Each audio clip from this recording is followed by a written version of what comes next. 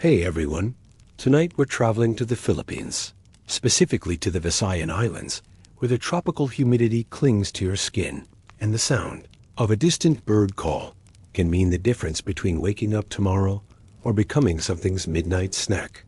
This is the story of the Manananggal, the Filipino vampire that separates her torso from her legs, sprouts bat wings, and hunts pregnant women while they sleep. Before we begin, go ahead and like this video and subscribe if you're enjoying the content. And drop a comment. Where are you watching from? What time is it where you are? And have you ever heard of the Manananggal before tonight?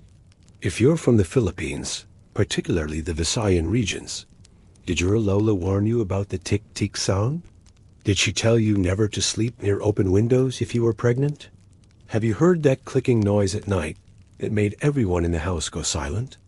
I'd love to hear your stories.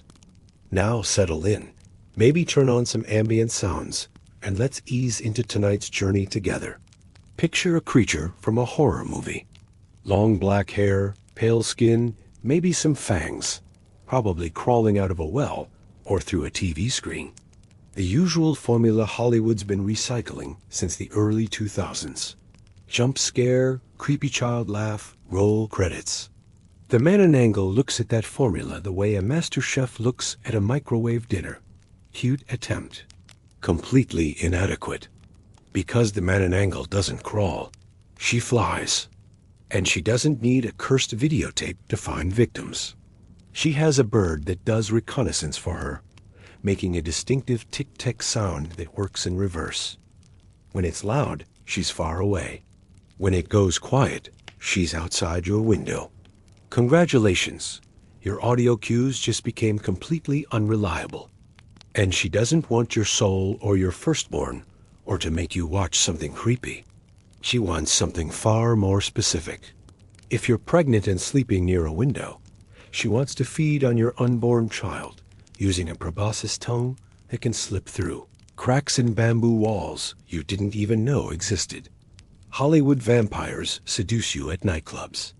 The Manananggal identifies your house from the air by smell, lands on your roof without making a sound, and goes to work while you're dreaming about baby names.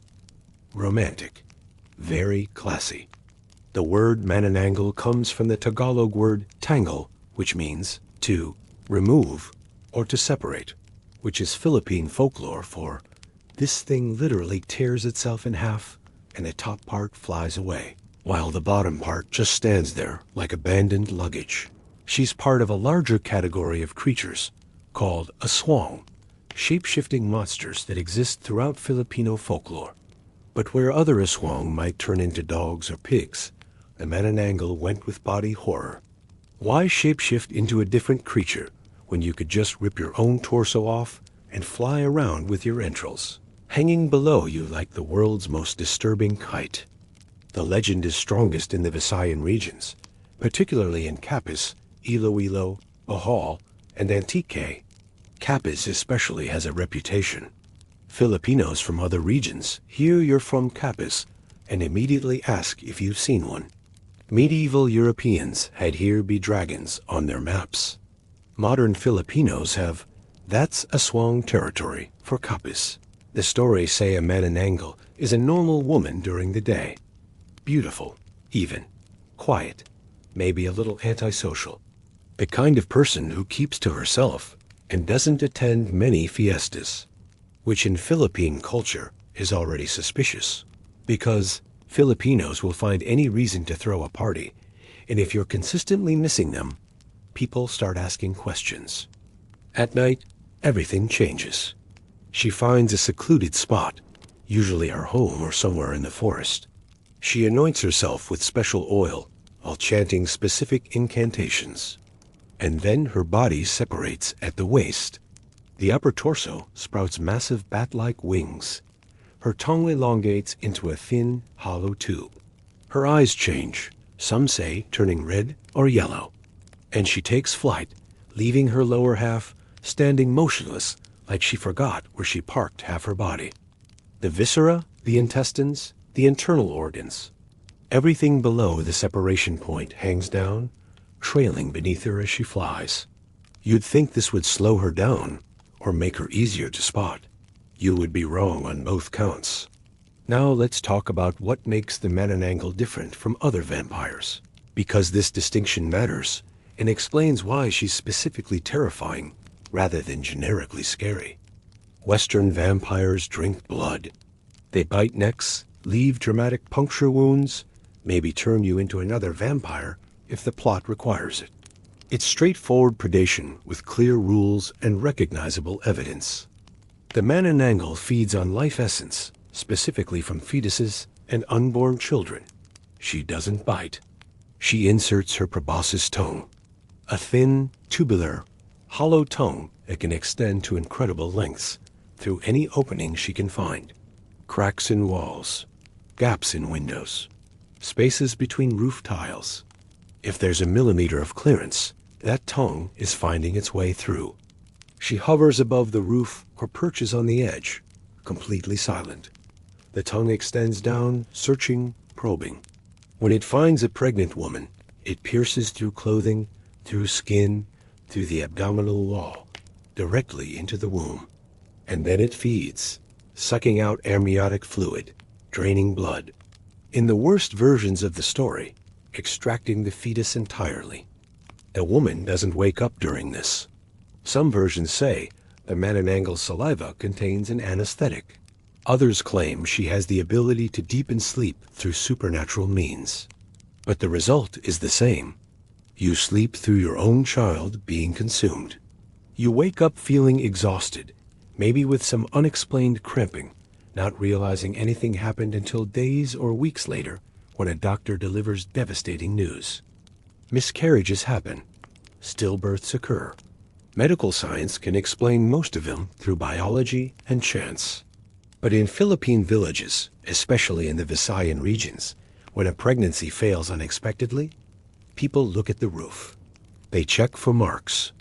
They ask if anyone heard the tik-tik bird that night. The Manananggal doesn't just kill. She steals futures.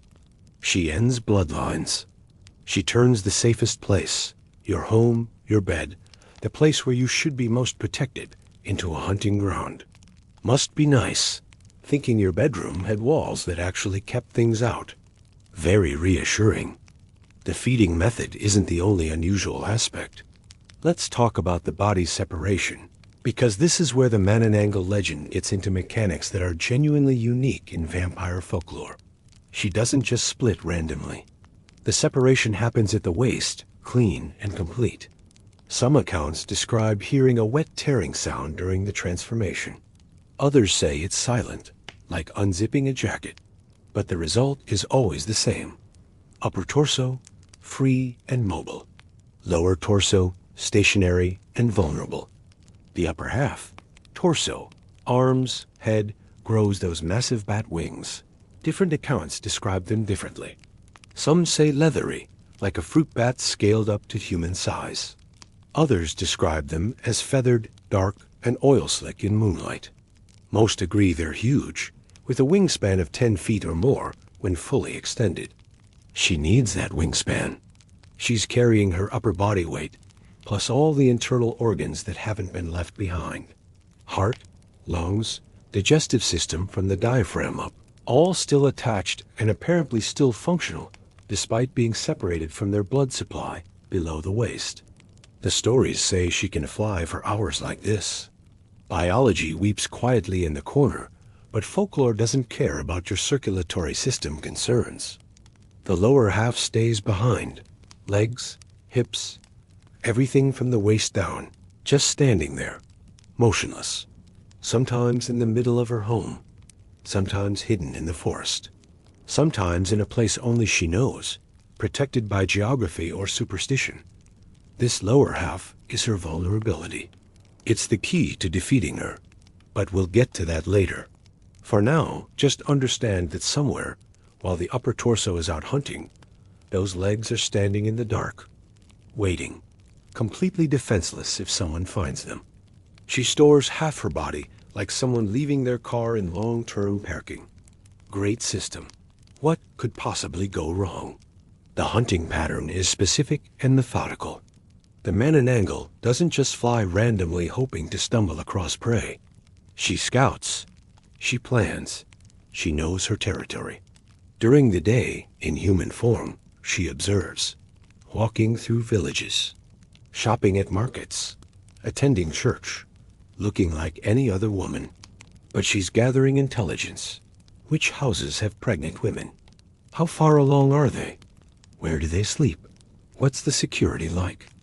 This is the stories say she preys on women in their second or third trimester. Early pregnancy, the fetus is too small to provide sufficient sustenance. Late pregnancy, families become more protective, keep closer watch. But that middle period? When the pregnancy is established, but the baby isn't due for months. When people relax slightly because the dangerous early weeks have passed. That's prime hunting season. She memorizes faces, tracks schedules, notes which houses have dogs that might bark, which neighbors stay up late, which routes let her approach unseen. By the time night falls and she transforms, she already knows exactly where she's going. The tik-tik bird helps with final approach. This small bird, some describe it as resembling a kingfisher. Others say it's something that doesn't exist in nature, flies ahead of her, making that distinctive clicking sound. Tik, tik, tik, tik. Here's where it gets psychologically brilliant. The sound works in reverse. When you hear it loud and clear, the bird is far away, which means the Manananggal is far away. When the sound gets softer, fainter, harder to hear, the bird is close, which means she's close. So imagine, you're lying in bed, pregnant, trying to sleep despite the discomfort and the heat. You hear that clicking noise in the distance. Tick, tick, tick, tick. Odd, but not alarming. Just some night bird. Then it gets quieter. Your brain, trained by a lifetime of acoustic experience, tells you the sound is moving away. You relax. The bird is leaving. Everything's fine. Except the bird isn't leaving. It's landing on your roof. And the Manananggal is right behind it. And by the time you realize the clicking has stopped completely, she's already extending that tongue through the gap in your window frame. Your survival instinct, the thing that's supposed to protect you, just helped kill you. The stories say this reverse acoustic trick prevents people from running even when they could have escaped.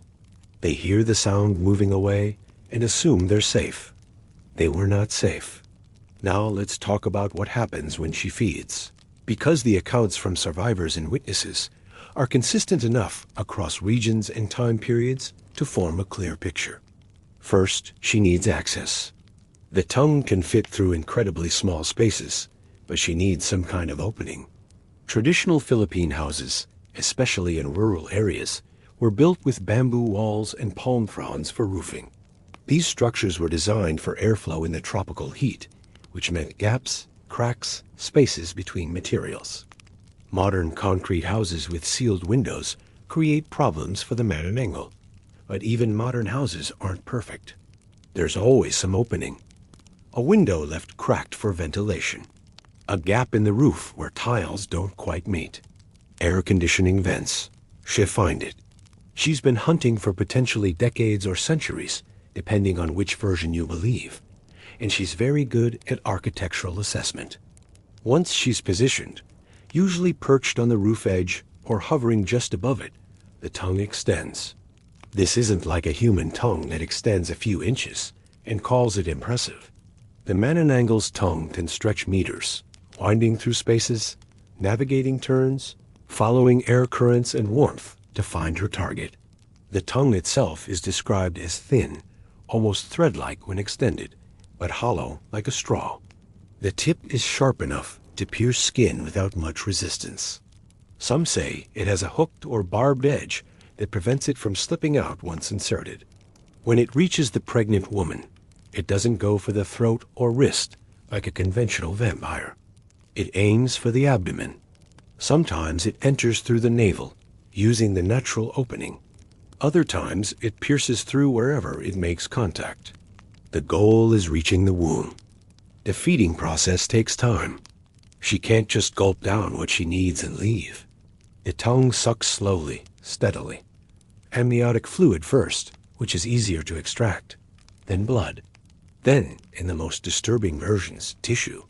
Some accounts say she can extract the entire fetus if given enough time, pulling it piece by piece through that hollow tongue. Throughout this, the woman sleeps. The stories vary on why. Some say the tongue injects a sedative. Others claim the Manananggal has supernatural abilities to enforce sleep. A few versions suggest she simply picks victims who are deep sleepers or exhausted from pregnancy. But the woman's body knows something is wrong. She might moan in her sleep, shift uncomfortably. Her heart rate increases even though she doesn't wake. Sometimes she dreams of drowning, of suffocation, of something heavy pressing on her stomach. If someone else is in the house, a husband, a family member, they might notice the woman's distress. But by the time they wake her up, the Manananggal has already fled. The tongue retracts at incredible speed, leaving only a small puncture wound that might be mistaken for an insect bite. The woman wakes feeling exhausted, drained, vaguely unwell. Maybe there's some bleeding, cramping, but nothing that screams emergency in a time and place where medical care might be hours away and pregnancy complications were common enough not to cause immediate panic. Days or weeks pass. The pregnancy fails. The fetus dies, either slowly from cumulative damage or suddenly from a critical loss. Or it continues, but with severe developmental problems from nutritional deprivation and trauma. Doctors, when available, provide medical explanations. Chromosomal abnormalities, placental insufficiency, infection. These are all real, documented causes of pregnancy failure. But in the villages, especially when multiple women in the same area lose pregnancies in quick succession, people remember the tik-tik sound. They check their roofs. They start hanging garlic. Because maybe it was just biology. Or maybe something was feeding. The Manananggal doesn't exclusively target pregnant women, though they're the primary prey. The stories include other victims, each with their own horrifying specifics. Newborn infants are vulnerable, especially in the first few weeks of life.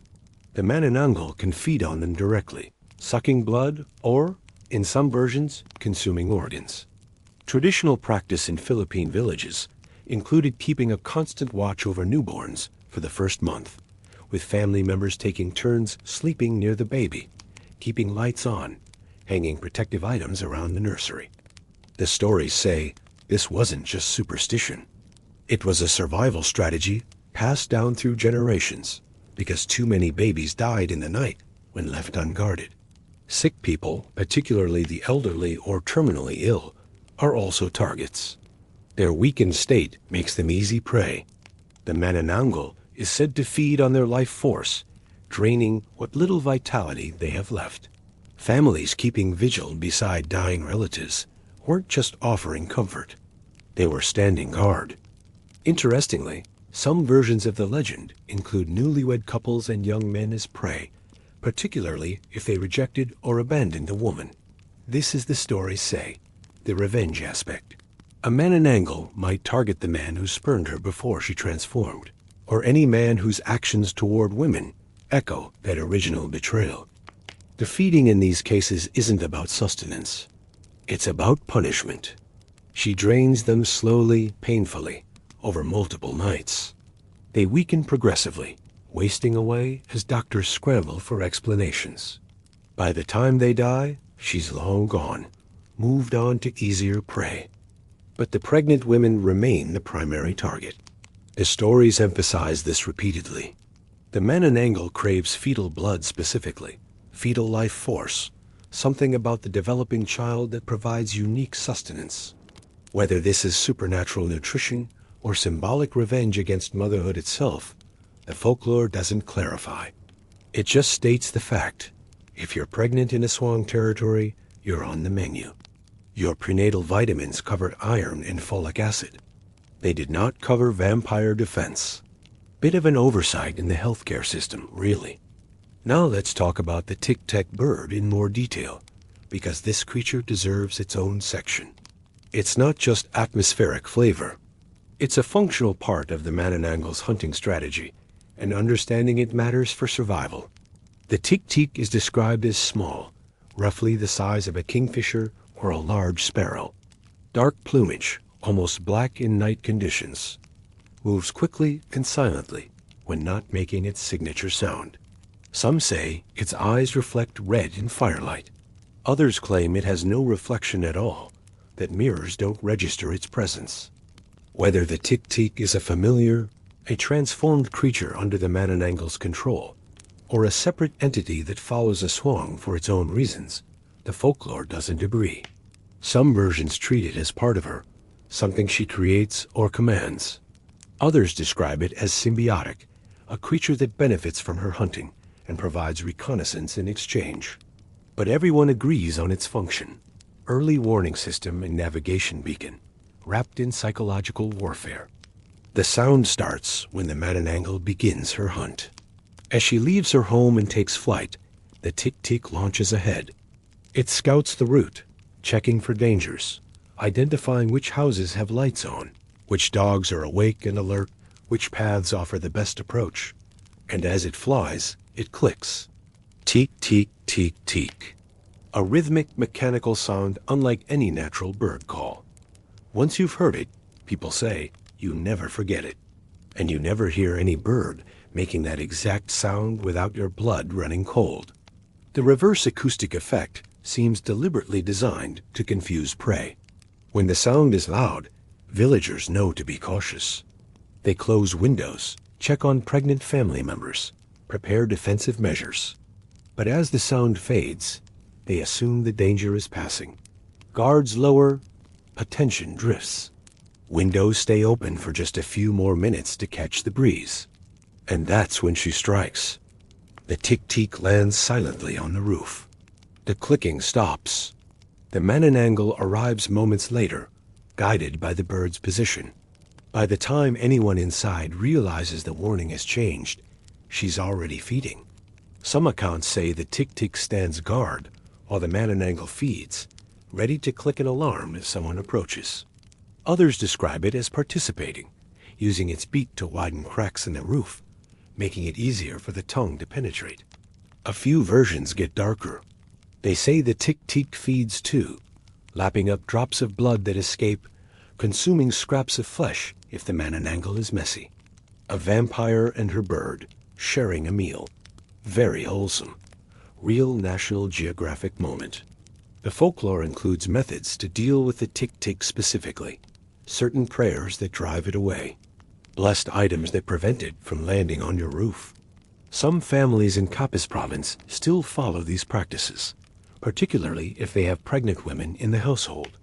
Modern skeptics point out that the Philippines has numerous bird species with unusual calls, and in the darkness, with fear and cultural priming.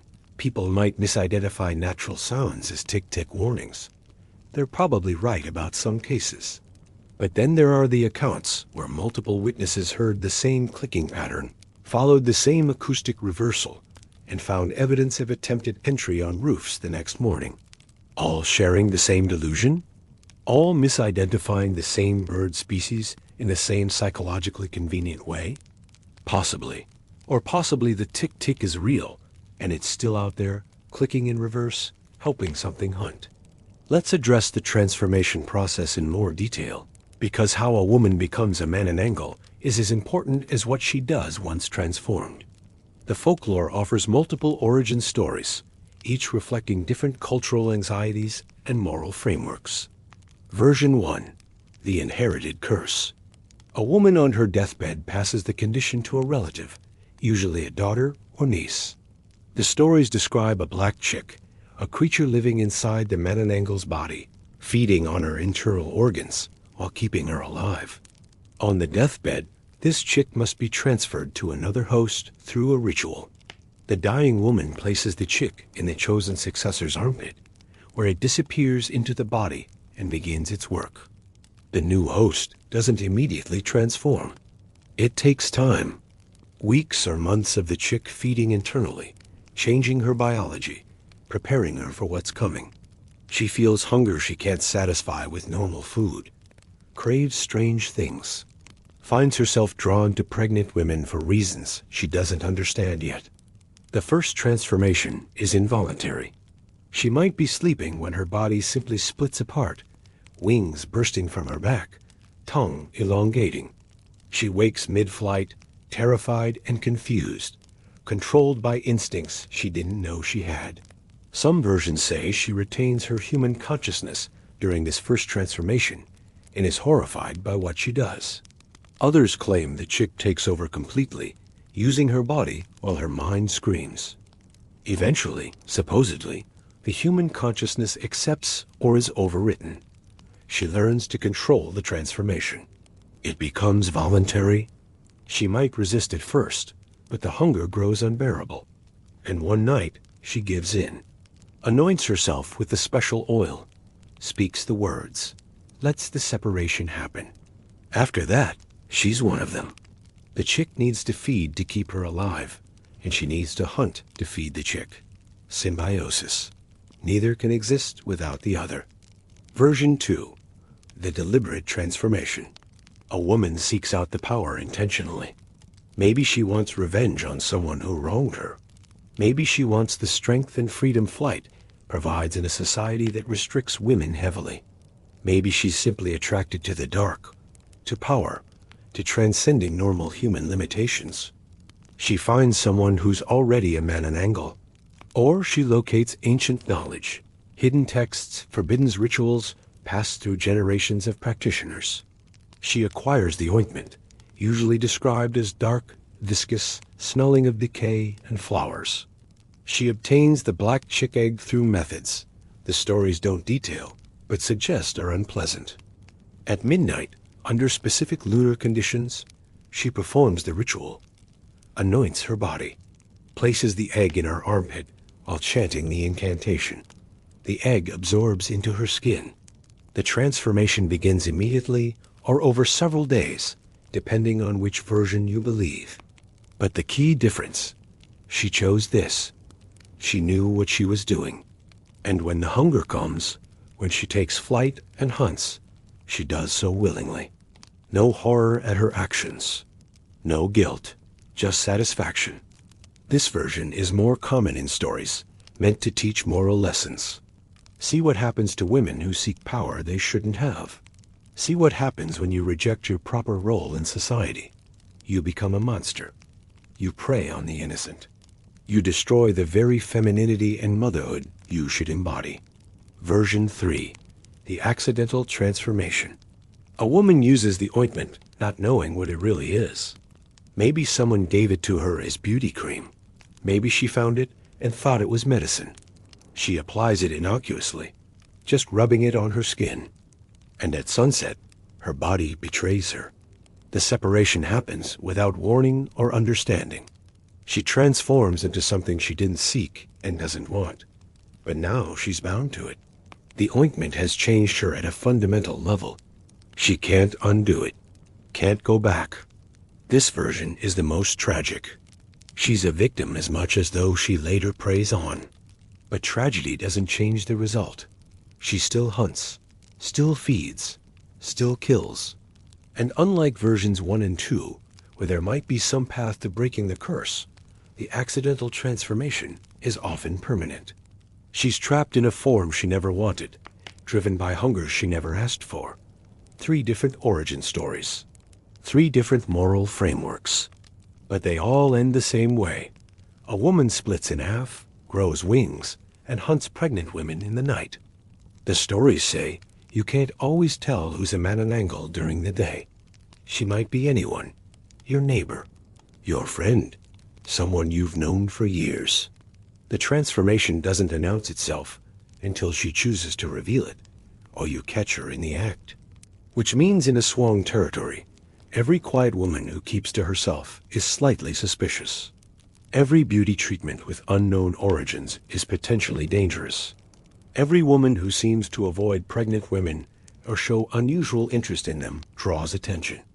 The folklore creates an atmosphere of constant low-level paranoia, which, depending on your perspective, either protects the community through vigilance or destroys it through suspicion? Probably both. Now let's talk about the physical realities of the separated state, because the folklore is disturbingly specific about how this works and what it looks like. The separation point, the waist where the body splits, doesn't scar over or seal. It remains an open wound. Intestines, organs, blood vessels, all visible and exposed. Some accounts describe them pulsing, still functioning despite being severed from their lower half. Others say they hang limp and lifeless, kept animated only by supernatural force. The entrails trail below her as she flies, sometimes several feet of viscera, dangling like grotesque ribbons. They move with her flight, swaying in the wind, occasionally catching on tree branches or roof edges. She's silent when she flies, but those entrails make sound, a wet dragging noise, the slap of meat against wood or stone. If you're beneath her flight path and know what to listen for, you can hear her approach even when the tik-tik is silent. Her wingspan, as mentioned, is massive, but despite their size, the wings beat almost soundlessly. Whether this is supernatural stealth or just incredibly efficient flight mechanics, the result is the same. She can land on a roof without waking light sleepers just meters below. The proboscis tongue, when not extended, appears as a normal tongue, but when she prepares to feed, it transforms, stretching, thinning, becoming hollow. The length varies by account. Some say 10 feet. Others claim she can extend to 30 feet or more, reaching from rooftops down through multiple stories to ground floor bedrooms. The tongue has independent mobility. She doesn't need to move her head or body once it's extended. The tongue navigates on its own, following warmth, carbon dioxide from breathing, the specific scent markers of pregnancy hormones. It's described as having a searching quality, probing different gaps and cracks until it finds entry. Her upper body, while flying and hunting, shows no signs of pain or distress from the separation. She moves naturally, or as naturally as a half-woman with bat wings and trailing entrails can move. Her arms function normally. She can use them to grip roof edges, adjust her position, even fight if cornered. Her face, the stories say, changes during transformation. The beauty she shows during the day twists into something predatory. Eyes that were brown or black might glow red or yellow. Lips pull back from teeth that have grown sharper, more numerous. Some versions describe her skin taking on a grayish or greenish cast, like meat beginning to spoil. But it's the combination that creates the horror. Not any single element, but the whole package. A woman's torso with bat wings and hanging entrails, face twisted in predatory hunger, tongue extending impossible distances to feed on sleeping pregnant women. Evolution came up with some disturbing predator designs. The Manananggal makes them look like rough drafts. The lower body, left behind during hunting, deserves its own examination because it's simultaneously the least traumatic and most vulnerable part of the whole setup. It just stands there. Legs, hips, everything from the separation point down, motionless in whatever location the Manananggal chose. Some accounts say it maintains perfect balance, standing rigid like a mannequin. Others describe it swaying slightly, as if caught in a breeze, though there's no wind. The wound at the top, where the upper body separated, remains open. You can see inside. Organs that weren't taken with the torso, the lower digestive system, reproductive organs. All exposed, vulnerable, waiting. The stories disagree on whether the lower body is conscious or aware. Some say it's completely inert, basically dead tissue kept preserved by the same magic that lets the upper body survive separation. Others claim it retains some level of awareness, able to sense if someone approaches, though unable to move or defend itself. What everyone agrees on, the lower body must remain undisturbed for the Manananggal to survive. If someone finds it and destroys it or prevents reunion, the upper body dies. This makes the hiding spot critical. Some Manananggal allegedly keep their lower bodies in their own homes, hidden in back rooms or under beds. Convenient but risky. If someone suspects what you are and searches your house while you're out hunting, they'll find the evidence standing in your bedroom closet. Others hide in the forest, in caves, in abandoned structures. More secure, but creates logistical problems. The upper body must return to the exact location before sunrise. Get lost or injured during the hunt, and you might not make it back in time. Die far from your legs. Very undignified. A few versions describe the lower body as somehow mobile, able to walk or shuffle toward the upper body if it's nearby and struggling to return. But these versions are rare and generally considered less authentic by people who care about Aswang lore consistency. The reunion process, when the Manananggal returns before dawn, is described as quick but apparently painful. The upper body positions itself above the lower body, descends. The separation point makes contact. And then something, magic, biology, supernatural force, pulls them together. The wound seals. The organs reconnect. The body becomes whole again. Some say you can hear it happening. A wet sucking sound. A click as bones realign. A gasp as she draws her first breath as a complete person again. After reunion, she's just a woman. Exhausted, usually. Hungry for normal food, but outwardly indistinguishable from anyone else. Until the next night, when she feels the hunger building and decides to hunt again. Let's talk about the hunting grounds and territorial behavior, because the Manananggal isn't randomly distributed across the Philippines. She concentrates in specific regions and maintains defined territories. Capiz Province has the strongest association with Manananggal sightings. Ask Filipinos where Aswang activity is highest, and Capiz tops every list. Whether this reflects actual supernatural concentration, cultural storytelling traditions, or confirmation bias doesn't change the reality. People from Capiz grow up with these stories as lived warnings, not just entertainment. The landscape matters. Capiz is rural, agricultural, with scattered villages separated by forest and farmland. Houses are spread out. Help isn't necessarily close. Roads can be difficult, especially at night. This creates ideal hunting conditions. Isolated targets, limited observation, escape routes through dark terrain.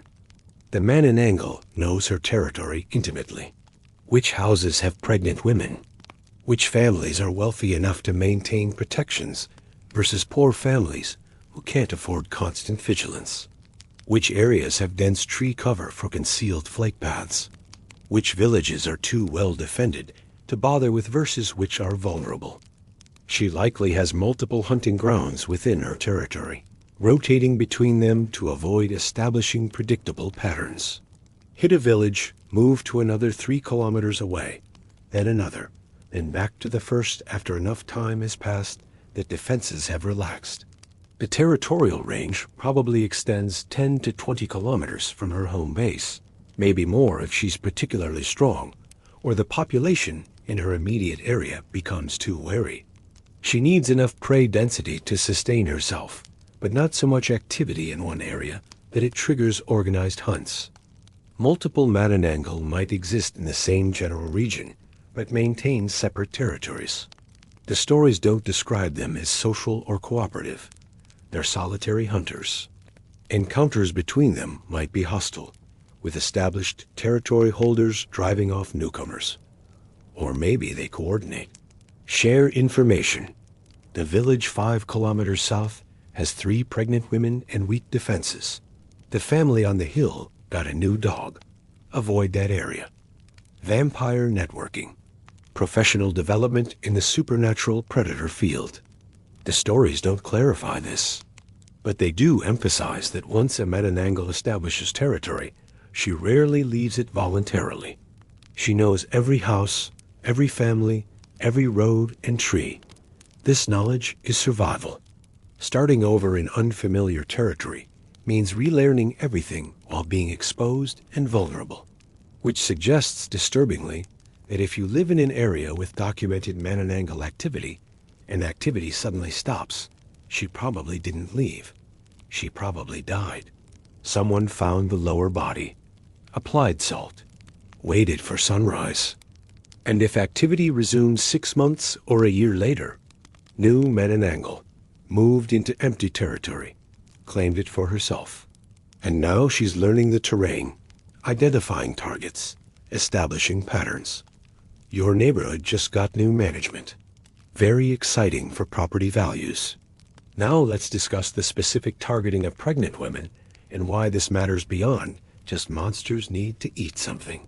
Pregnancy represents multiple things in Filipino culture: continuation of family lines, future hope, community investment in the next generation. A pregnant woman carries not just her own child, but her family's future, her village's population growth, cultural continuation. The Manananggal attacking pregnant women is therefore attacking the community's future itself. She's not just a predator, she's an existential threat. Every successful feeding is a family line potentially ended, a worker or farmer or future parent never born, community bonds weakened by loss and fear. This explains why the folklore around protecting pregnant women is so extensive, and why communities take Manananggal warnings seriously, even today. It's not just superstition. It's risk management for the community's survival. The second or third trimester targeting makes biological sense from a predator perspective. First trimester, the fetus is tiny. Not much nutritional value. The pregnancy might fail naturally anyway. Why waste effort? Third trimester, families become extremely protective. The woman is obviously pregnant. She's close to delivery. Everyone watches her carefully. But that middle period? The fetus is developed enough to provide sustenance. The pregnancy is established and likely to continue. But the woman isn't yet so obviously pregnant that she draws constant attention. She's still mobile, still working, still sleeping alone some nights when her husband works late or is away. That's the optimal hunting window. And the Manananggal exploits it perfectly. The physical approach, targeting the wound specifically rather than general blood drinking, also matters. Western vampires kill their prey or turn them. The victim dies or becomes a vampire themselves. Clean outcomes either way. The Manananggal's method is messier psychologically. The woman survives initially. She might not even know she was attacked. The pregnancy continues for days or weeks before failing.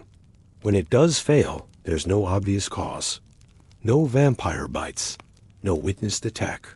Just pregnancy complications that, in areas with limited medical care, are unfortunately common. This ambiguity is strategic. Obvious predation triggers organized response. Villages mobilize. Hunters form. Defenses strengthen. But unexplained pregnancy loss? That's just sad. Tragic. Normal. Even. Communities mourn individually, but don't mobilize collectively. The Manananggal can hunt in the same area for years without triggering the response that an obvious serial killer would provoke. She hides in statistics, camouflages herself in biological variation and random chance. And when someone does suggest it might be a Manananggal attack, when an old woman says she heard the tik-tik bird that night, when someone points out that 3 pregnancies in the same barangay have failed in 2 months, there are always rational voices insisting it's coincidence. Bad luck, poverty-related health issues, lack of prenatal care. Those rational voices are usually correct, but not always. And the Manananggal counts on that rationality to provide cover for just long enough to feed and move on. She's been optimizing her hunting strategy for potentially centuries. She's gotten very good at it. And the only reason she hasn't wiped out all pregnancies in her territory is that she needs sustainable prey populations. Overhunt, and people leave or stop getting pregnant in your territory. So she moderates. Takes just enough to sustain herself. Leaves enough survivors that the community continues. Stays below the threshold that triggers coordinated extermination efforts. Conservation through enlightened self-interest. The Manananggal grasps population dynamics better than some wildlife management departments. We need to talk about the psychological impact on communities where Manananggal beliefs persist. because this affects behavior in ways that matter regardless of whether the creature exists. Pregnant women in these communities live with constant low-level fear. Every night brings risk. Every sound could be the tik-tik bird. Every ache or cramp might be evidence of an attack. Sleep becomes difficult. Stress increases. And stress, medically, can cause pregnancy complications. So even if no Manananggal exists, the belief creates measurable health impacts. Women are frightened. Families are paranoid. Communities are on edge. This affects outcomes independent of any supernatural predation. The protections themselves create costs. Garlic isn't free. Time spent maintaining defenses is time not spent on other tasks. Energy devoted to nighttime vigilance means less energy for work, childcare, normal life maintenance. And the social dynamics get complicated. If multiple pregnancies fail in a community, suspicion spreads. Who among us might be the Manananggal? That quiet woman who keeps to herself? That beautiful woman who never seems to age? That widow who lost her own child years ago? Communities that should unite around supporting pregnant women instead fracture into suspicion and accusation. Women watch each other, report unusual behavior, whisper about who might be hiding something. Some innocent people get accused, ostracized, driven from communities, their lives destroyed by rumor and fear. Whether or not Manananggal exist, the belief in them creates real victims through social mechanism. Modern Philippines, especially urban areas, has mostly moved past these beliefs. But rural areas, particularly in the Visayan provinces, still maintain the traditions. Still hang garlic, still listen for the tik-tik, still teach children the warnings. From an outside perspective, this looks like ignorance, superstition that should be educated away. And there's certainly argument for promoting medical knowledge, prenatal care, rational explanations for pregnancy complications. But there's also argument that these traditions serve functions beyond their literal content. They create community cohesion through shared belief. They provide explanatory frameworks for tragedy. They enforce protective behaviors that, even if aimed at non-existent threats, might prevent real dangers like poor sleeping conditions or inadequate prenatal attention. And the possibility that some believers might mention, what if the stories are true? What if something does hunt in the night, and all these protections are the only reason more pregnancies don't fail? What if the rational outsiders are wrong, and the superstitious villagers are right? That's not a question science can easily answer. Because if the protections work, you can't prove whether they're working against a real threat or whether the threat never existed. The counterfactual is invisible. So the beliefs persist, the protections continue, and pregnant women in Capiz province still sleep with garlic hanging over their windows, just in case. Better to look foolish to outsiders than to wake up one morning and realize you're not pregnant anymore. Let's end this part by talking about the first recorded encounters with the Manananggal, or at least the first written accounts, because oral traditions preceded written records by centuries. Spanish colonial records from the 1580s mention creatures matching the Manananggal description. Friar Juan de Plasencia wrote about Manananggal, literally one who removes, describing beings that could separate their bodies and fly at night to attack people. He notes that natives affirmed seeing these creatures, though he attributes the sightings to devil-induced delusions rather than accepting them as real. This is interesting because it establishes several things. First, the legend predates Spanish contact or emerged very early in the colonial period. Second, it was widespread enough that Spanish friars encountered it repeatedly across different regions. Third, even skeptical observers documented the claims with enough detail to confirm the core elements of the modern legend. The Spanish response to these beliefs was predictably colonial. They tried to suppress them as pagan superstition, told Filipinos these were devils or demons and only Catholic protection could help, insisted that proper Christian faith would prevent attacks. But the beliefs didn't disappear. They just incorporated Catholic elements. The Manananggal became something that feared holy water and blessed objects. Prayers to the Virgin Mary were added to traditional protections. The folklore adapted and survived. Over the following centuries, as the Philippines experienced Spanish colonization, American occupation, Japanese invasion, and eventual independence, the Manananggal legend persisted. Each generation told it slightly differently, adding new details, dropping others, but maintaining the core. A woman who splits in half, flies with entrails trailing, feeds on pregnant women. The 20th century brought skepticism and modernization. Electric lights replaced oil lamps. Concrete houses replaced bamboo. Medical care improved. Educated Filipinos dismissed the old stories as primitive nonsense. But the stories didn't die. They moved from villages to cities, appeared in films and television, became part of popular culture rather than just oral tradition. Filipino horror movies in the 1960s through 1990s featured Manananggal repeatedly, sometimes played seriously, sometimes for comedy, but always recognizable. And through it all, some people continued insisting it was real, that they'd heard the tik-tik, seen the creature, lost pregnancies to her feeding. These weren't just old people repeating traditional stories. They were contemporary witnesses making current claims.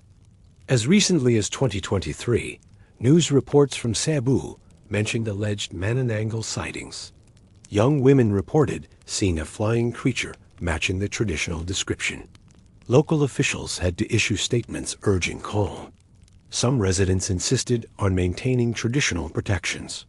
Modern skeptics explain these sightings through various means. Large fruit bats, which exist in the Philippines, mistaken for something supernatural in poor lighting. Sleep paralysis episodes interpreted through cultural frameworks. Shared delusions spread through social media. Hoaxes and attention-seeking. All of these explanations are plausible, probably correct for most or all reported sightings. Rational people should not believe in literal vampire women who hunt via body separation and proboscis tongues. But rational explanations don't change the fact that the legend persists, that people believe, that protections continue, that pregnant women in certain regions still sleep with garlic hanging over their beds. And we're left with the same question that opened this section. Is the Manananggal real? The rational answer is no. The creature defies biology, physics, and everything we know about how bodies work. The sightings are explainable through known phenomena. The belief persists through cultural transmission and cognitive biases, not because it's true. But here's the thing. Somewhere in the Philippines right now, it's night. A pregnant woman is sleeping near a window. Outside, a bird makes a clicking sound. Tick, tick, tick, tick. Is it just a bird? Or is something listening to that sound, following it, preparing to feed? The rational answer is just a bird. But the woman who hears it knows the old stories, knows what her grandmother told her, knows that the rational answer has been wrong before. And she gets up, closes the window, checks the garlic hanging above it, and lies back down hoping she's being paranoid. Tomorrow, she'll feel foolish. Tonight, she's taking no chances. The fundamental weakness of the Manananggal is also her most distinctive feature, the body separation. She thought ripping herself in half would make her a more effective predator. Great idea. Also created a vulnerability you could exploit with ingredients from your kitchen. While her upper body is out hunting, flying around with entrails dangling and tongue extending through roof cracks, her lower body stands somewhere completely defenseless. Find those legs. Apply certain substances to the open wound.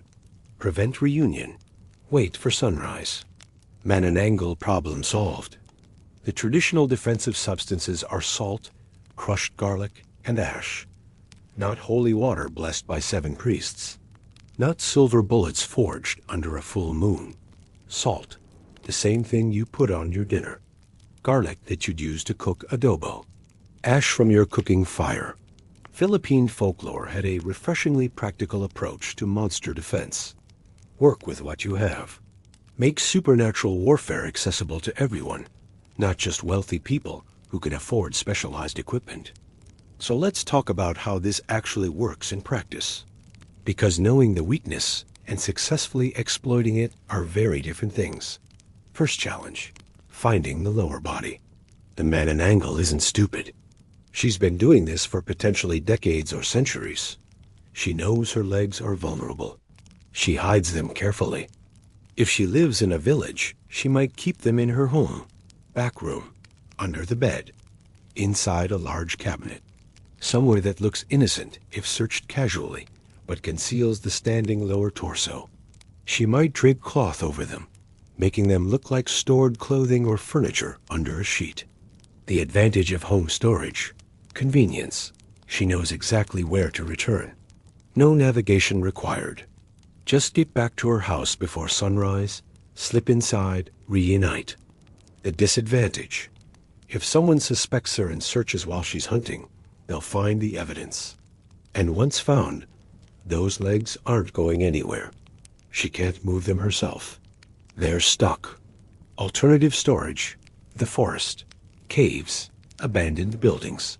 Anywhere remote enough that casual passers-by won't stumble across a pair of legs standing in the dark.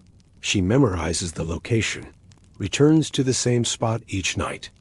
As long as no one follows her or accidentally discovers the hiding spot, she's secure. The advantage: much harder to find. The forest at night is vast, dark, and dangerous. Most people won't search it, even if they suspect a Manananggal is operating in the area. The disadvantage: distance and navigation. She needs to return to that exact spot before sunrise. Get disoriented during the hunt, and she might not find her own legs in time. Die from sunrise while standing 5 meters away from them, searching. Embarrassing way to go for a supernatural predator. Some versions say the lower body emits a faint glow at night, visible only to the upper body, helping with navigation. Others claim she can sense the location instinctively, pulled toward it by whatever magic holds the separated parts together. But these are conveniences the folklore adds to solve obvious logistical problems. The basic vulnerability remains. Hidden legs can be found. Found legs can be sabotaged. So how do you find them? Traditional methods involve tracking and observation. If you suspect someone specific is the Manananggal, you watch her house at night. When she transforms and flies away, you enter immediately. Search quickly but thoroughly. Check every room, every closet, every space large enough to hide standing legs. The stories say you'll know them when you see them. They're not hidden under multiple layers or magical concealment. Just physically obscured, tucked behind or under things. Find them, and you've won. If you don't have a specific suspect, you listen for the tik-tik bird and follow the sound. When it goes silent, the Manananggal is probably nearby, feeding. Her lower body is somewhere within reasonable distance. Organize a search party. Spread out.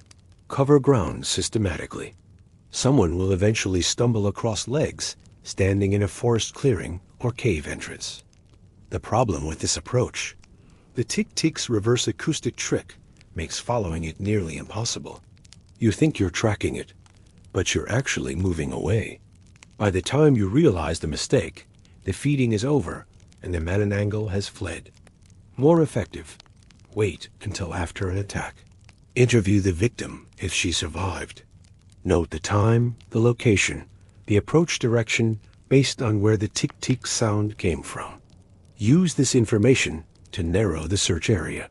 The Manananggal operates from somewhere within flying range. Draw circles on a map. Search the overlap zones. Medieval Europe had "here be dragons" on their maps. Philippine villages had "probably where the monster's legs are" marked in estimated radii. Once you've found the lower body, the next step is straightforward in theory, but requires speed and nerve in practice. You need salt, garlic, or ash. Ideally, you have all three. Pour or rub them onto the open wound at the waist where the upper body separated. Be generous. Cover the entire separation point. Make sure the substances penetrate into the exposed tissue. What happens next depends on which account you believe. Some say the upper body immediately knows something is wrong, feels pain or disturbance, begins racing back, even if she's mid-feeding. Others say she doesn't notice until she tries to return and the reunion fails. She positions herself above her legs, tries to descend and reconnect, and discovers the wound has been contaminated. The magic won't work. The flesh rejects the rejoining. She's stuck. Either way, she has until sunrise to resolve the problem, and her options are limited. She can try to wash off the salt, garlic, or ash, but she'd need water, and the lower body can't move to a water source. She'd have to manipulate her legs, using her arms while hovering, which various accounts suggest is difficult or impossible due to the magic binding the separated parts. She can try to find help. Another Manananggal, if any exist in the area, might remove the contaminants. But this requires admitting vulnerability, leaving to seek help, and trusting that the other Manananggal won't just let her die and claim her territory. Or she can simply try to wait out the sunrise. Hope that maybe the legends are wrong. Maybe she won't actually die. Maybe it's all just superstition, and she'll be fine. She will not be fine. Sunrise kills the Manananggal if she's still separated. The mechanism varies by telling. Some say she catches fire, burning from the inside out. Others describe rapid decomposition, flesh rotting away in seconds. A few versions claim she simply ceases to exist, blinking out of reality when the first rays of sunlight touch her. But all agree, separated at dawn equals death. The reunion must occur before sunrise. Miss that deadline by even a minute, and you're done. This creates interesting timing dynamics. The Manananggal needs to hunt at night when victims are asleep and vulnerable, but she also needs to return with enough time before dawn to reunite safely. Early returns mean less hunting time, but more security.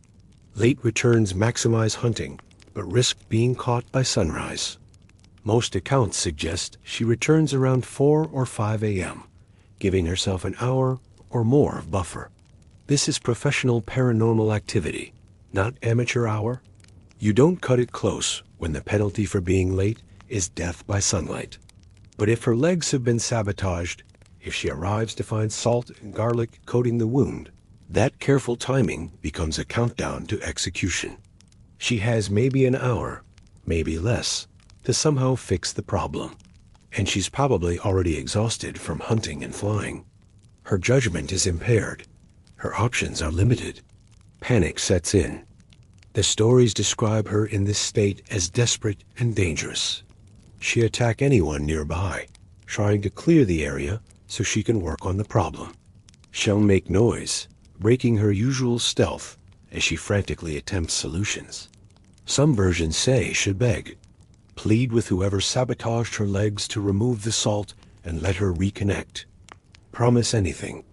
Swear she'll leave the area forever, never hunt again, reform completely. The folklore is clear on what you should do with these promises. Ignore them. She's lying or, at best, making commitments she'll break as soon as she's whole again. The only safe Manananggal is a dead Manananggal. Wait for sunrise. Watch her die. Burn the remains. Move on with your life. Cruel? Probably. But she's been feeding on pregnant women and unborn children. Sympathy has limits. Pick one: her survival or community safety. The stories say communities that showed mercy regretted it when she resumed hunting a month later. Let's talk about the other traditional defenses, the ones that prevent attacks rather than destroy the Manananggal outright. Because not every village can organize Manananggal hunts. Sometimes the best you can do is make yourself an unappealing target. Garlic is the most common protective substance. Hang it above windows and doors. Braid it into wreaths. Place individual cloves on windowsills. The scent repels the Manananggal. She won't approach houses that reek of garlic. Why garlic works is unclear. Some say it's the sulfur compounds, which supernatural creatures find intolerable. Others claim garlic represents life and health, opposite to the death and disease the Manananggal embodies. Still others suggest it's purely learned behavior. Garlic has been used against aswang for centuries, and the creatures have been conditioned to avoid it. Whatever the mechanism, the effect is documented consistently across regions. Garlic keeps her away. Not permanently. She'd just find a different house without protections. But it redirects her to easier prey. Salt creates barriers. Sprinkle it across windowsills and doorways. Draw lines of it around the bed where a pregnant woman sleeps. The Manananggal cannot cross salt. Her tongue, even if extended through a window crack, will recoil from salt as if burned. This is the stories say salt purifies, and she's fundamentally corrupt. Salt represents preservation, and she represents decay. Salt is crystalline order, and she's chaotic violation of natural law. The symbolism is solid, even if the mechanism is questionable. Ash from cooking fires, particularly fires that burned blessed palaspas, palm fronds blessed on Palm Sunday, provides protection similar to salt. Sprinkle it around the house. Rub it on door frames. Keep containers of it ready to throw. The Manananggal avoids ash for reasons that probably relate to fire's symbolic role as purifier and destroyer. Ash is what remains after fire consumes something. She instinctively knows that fire can destroy her, so fire's remnants trigger avoidance. Holy water and blessed objects work, but these are technically Catholic additions to pre-colonial defenses. The original protections didn't require a priest. They used materials anyone could access. Adding religious elements made sense as Christianity became dominant, but the core defenses remained secular. Stingray tail whips are mentioned in some versions. The dried, barbed tail of a stingray, fashioned into a whip, can injure or drive away the Manananggal. Why stingrays specifically? Unclear. Perhaps the barbs and toxins in the tail are supernaturally effective. Perhaps it's regional variation from coastal communities that had ready access to stingrays. Perhaps someone once hit a Manananggal with a stingray tail, and it worked, so the practice spread. Bright light deters her. She hunts at night because darkness provides cover. Electric lights, bonfires, even oil lamps kept burning throughout the night make it harder for her to approach undetected. She can still see, but she's more visible to potential witnesses. Risk increases. Easier targets exist elsewhere. Modern security lights would be extremely effective against traditional Manananggal hunting patterns. Automatic lights triggered by motion? She can't approach without illuminating herself. Very frustrating for a stealth predator. Probably why urban sightings are rarer than rural ones. Cities have too much ambient light. Dogs are early warning systems. They bark at the Manananggal's approach, even when humans don't notice her. A dog that suddenly starts barking and won't stop, especially facing skyward or toward the roof, means something is up there. Might be a cat, might be a flying half-woman. Best to check. Some families specifically kept dogs for this purpose. Not guard dogs in the attack sense. A dog can't fight a Manananggal effectively. But alert dogs. Dogs that make noise and wake the household when something approaches. That gives time to light lamps, grab weapons, prepare defenses. The Manananggal knows dogs are a problem. She may avoid houses with multiple dogs or particularly aggressive breeds. Or she might take time to poison them first, removing the alert system before hunting. The stories include accounts of dogs found dead before attacks, suggesting premeditation and planning. Noise in general helps. Households that are loud, active, with multiple people awake and moving around are harder targets. The Manananggal prefers silent houses where everyone is deeply asleep and no one will notice her landing on the roof. This created cultural practices where families sleeping in the same room, keeping some members awake on rotating watch, maintaining conversation or activity late into the night, all served protective functions. Community sleeping arrangements weren't just about space efficiency, they were security strategy. Now let's discuss what happens when someone decides to actively hunt a Manananggal rather than just defend against her. Because while most communities focused on protection, some individuals took the offensive approach. The Manananggal hunter in Filipino folklore is usually male, often older, experienced, and motivated by personal loss. His pregnant wife or daughter was attacked. His grandchild was killed. He knows who's responsible, and he's not waiting for community consensus before acting. He begins with observation. If he suspects a specific woman, he watches her, tracks her movements, notes when she's home versus absent, looks for suspicious patterns. Always indoors at night, never seen after dark, seems exhausted in early morning, avoids pregnant women, or shows unusual interest in them. He might test her indirectly. Offer her garlic. If she refuses or shows discomfort, suspicious. Invite her to a gathering near a church. If she declines repeatedly, noteworthy. These aren't conclusive, but they narrow the field. When he's confident enough to act, he prepares. Gathers salt, garlic, and ash. Brings a weapon, machete, bolo knife, sometimes a firearm if available and legal. Recruits help if he has people he trusts completely, though many hunters work alone to avoid spreading suspicion. He waits until night. When the suspected Manananggal leaves her house, or when the tik-tik sound indicates hunting activity, he moves, breaks into her house if necessary, searches quickly and thoroughly, finds the lower body, applies salt and garlic to the wound, then waits. This is the dangerous part. The Manananggal will return, should discover the sabotage, and she will not be pleased. If the hunter is brave and well-armed, he might confront her, stand his ground, force her to either fight or flee as sunrise approaches. The fight is brutal.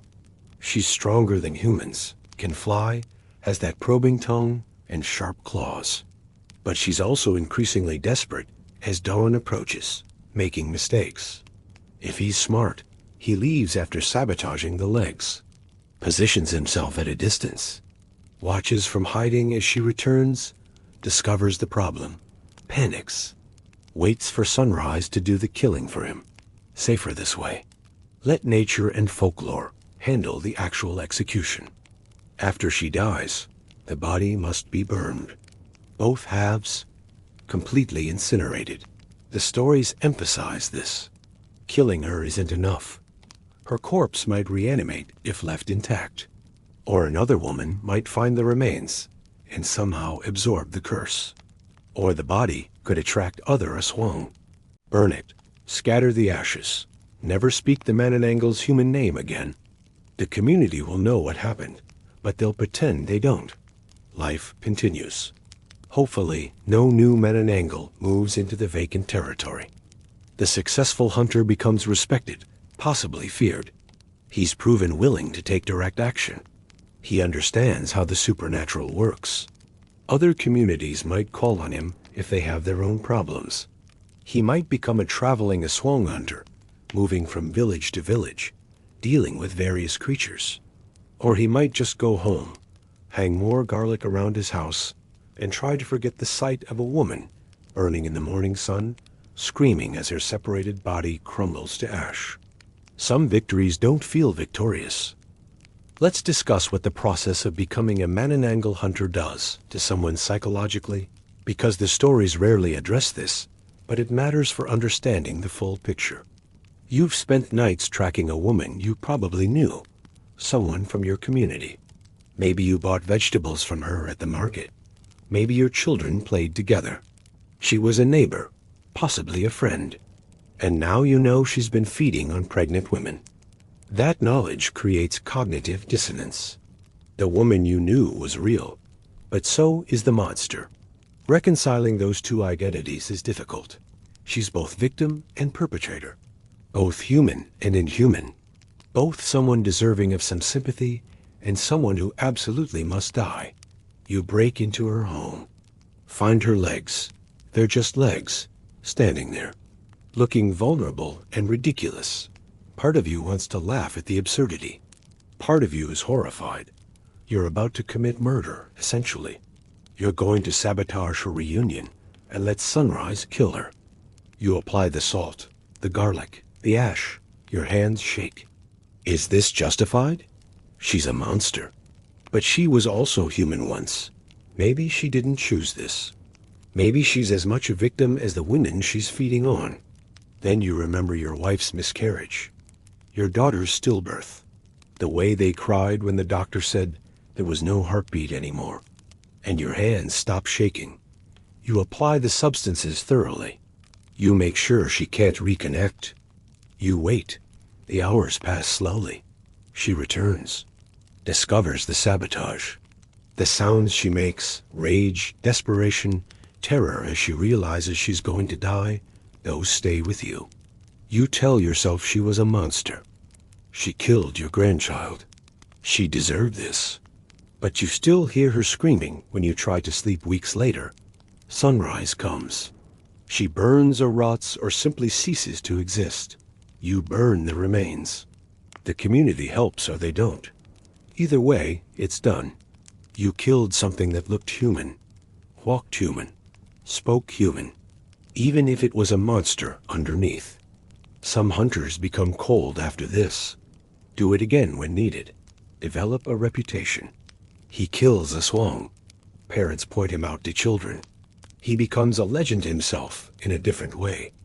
Others do it once and never again. The psychological cost was too high. They protected their family, but lost something in the process. They look at their neighbors differently now. Wonder who else might be hiding something. Can't trust anyone completely. The paranoia never quite leaves. A few go the other direction. Become obsessed with finding more Manananggal. See monsters everywhere. Start suspecting everyone. Make accusations based on nothing. Eventually, the community quietly asks them to leave or stops taking their claims seriously. They've become more dangerous than helpful. The folklore focuses on the heroic narrative. Brave hunter saves community, kills monster. Everyone is safer. Roll credits. But lived experience is messier. Heroes have trauma. Killing takes a toll. And sometimes the cure, constant paranoia, regular executions of suspected aswang. Communities eating themselves through suspicion is worse than the disease. Now let's talk about cases where the Manananggal escapes or survives despite the community's best efforts, because not every hunt succeeds. The hunter finds the lower body but doesn't apply enough salt or garlic. The Manananggal returns, struggles, but manages to wash off the contaminants just before sunrise. Barely reconnects in time, survives by minutes. She learns from this. Next time, she hides her legs better. Multiple locations, rotating between them. Never the same place twice in a row. The hunter who almost killed her becomes a target. Maybe she waits months or years, but eventually she feeds on his pregnant wife or daughter specifically. Revenge and sustenance combined. Or the hunter misjudges sunrise timing, applies the salt, but then gets distracted or injured. By the time he returns his attention to the trapped Manananggal, she's found help or removed the contaminants herself. She escapes. The hunter failed. The community learns she survived. Fear increases. If she couldn't be killed when her legs were found and sabotaged, when she was most vulnerable, how do you stop her?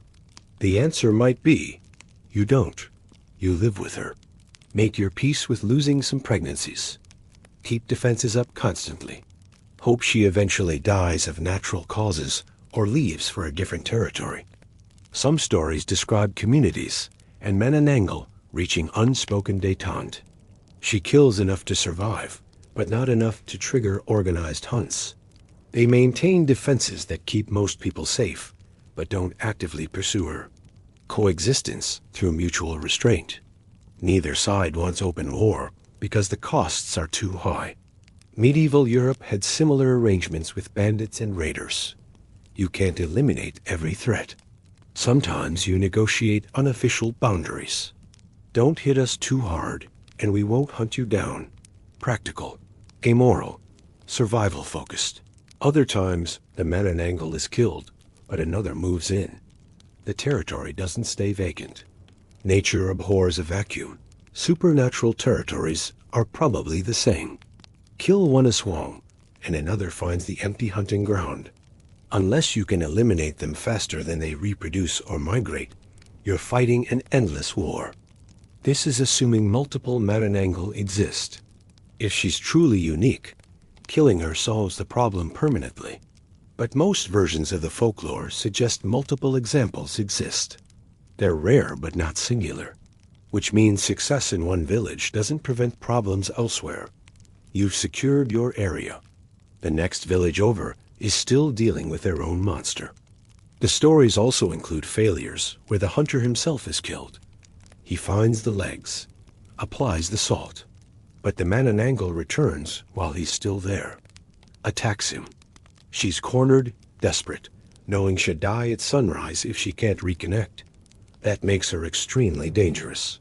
She might kill him, remove the salt herself, reconnect just in time. The hunter's body is found the next day. The community realizes what happened. Fear deepens. If an experienced hunter couldn't defeat her, how can anyone? Or she escapes, but is injured in the fight, returns to her legs, reconnects, but is now wounded and weakened. She goes into hiding, doesn't hunt for weeks or months while recovering. The community thinks she's dead, relaxes defenses. Then months later, attacks resume. She was patient enough to wait for her opportunity. The successful hunts are remembered and celebrated. They become stories that get passed down, refined, mythologized. Your great-grandfather killed a Manananggal that was terrorizing 3 villages. It becomes family legend, evidence of courage and competence. The failures are also remembered, but differently, as warnings. Your great-uncle tried to hunt a Manananggal and disappeared, as cautionary tales about hubris, insufficient preparation, underestimating the enemy. Both types of stories serve functions. The successes provide hope and templates for action. The failures encourage caution and respect for the danger. Together, they create a balanced understanding. Manananggal can be killed, but it's difficult and risky. Proceed with preparation and humility. Let's talk about the role of women in Manananggal defense. Because the folklore often focuses on male hunters, but women were usually the first line of defense. Pregnant women were the primary targets. They had the most direct stake in protection. They made sure garlic was always hanging. Salt was always sprinkled. Prayers were said. Windows were closed and barred. They slept in secure positions, away from openings, preferably with family members nearby. They also watched each other. Pregnant women in a community formed networks, checked on each other. If someone missed a regular meeting or seemed unwell, others investigated. This served medical and social support functions, but it also created surveillance systems against Manananggal attacks. Older women, particularly those past childbearing age, often served as community knowledge keepers. They remembered the old stories, knew the protections, taught younger women what to watch for. When someone reported hearing the tik-tik bird, these women confirmed whether it matched the proper description or was just a normal bird. They also identified suspicious patterns. When 3 pregnancies failed in 2 months, they noticed. When a particular woman seemed to be around whenever pregnancy problems occurred, they noted it. Male hunters might execute the suspected Manananggal, but women's observations usually identified the target. Midwives played crucial roles. They saw pregnant women throughout pregnancy, knew the normal patterns, could identify when something was wrong. Unexplained spotting, unusual cramping, fetal distress without clear cause. They might not say Manananggal directly. Professional reputation required some discretion, but they'd suggest hanging more garlic, keeping close watch, not sleeping near windows. In communities where midwives suspected Manananggal activity, they sometimes stayed overnight with pregnant women approaching their due date. Official reason, medical monitoring. Actual reason, armed guard. A midwife sitting awake with a knife and a pot of salt is a deterrent to supernatural predation. Women also dealt with aftermath. When pregnancies failed, when women miscarried or delivered stillborn children, other women provided support, comfort, practical help. They understood the loss in ways men often couldn't or didn't. And quietly, among themselves, they discuss whether this was natural or supernatural, whether protections had been adequate, whether someone specific might be responsible. These discussions rarely became public accusations. Women's social networks operated on different rules than formal community proceedings, but information circulated. Suspicions formed. When a Manananggal was eventually identified and hunted, it was often based on intelligence gathered through women's networks over months or years. The folklore emphasizes male hunters because hunting is dramatic, but defense, surveillance, identification, and support were often female domains. You could argue women did more actual work in combating Manananggal, even if men got more credit for the kills. Now let's discuss the economic impact of Manananggal beliefs, because superstition has practical costs that affect community resources. Garlic isn't free. In subsistence communities, where people grow most of their own food, dedicating garden space to protective garlic means less space for calories. Garlic doesn't fill bellies the way rice or vegetables do, but you need it for protection. Economic trade-off.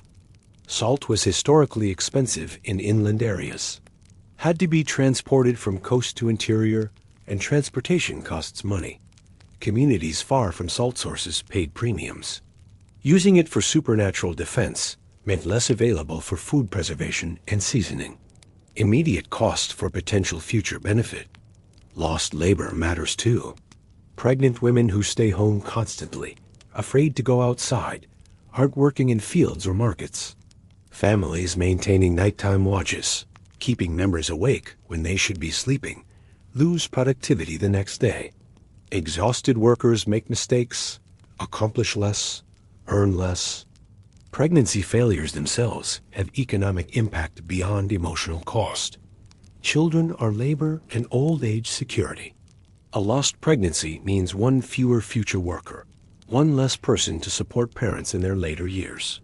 In agricultural communities where children were economic assets, Manananggal predation directly damaged family economic prospects. The fear tax compounds.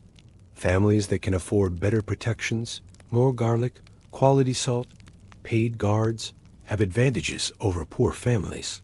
Wealthy pregnant women are better defended. Poor women are more vulnerable.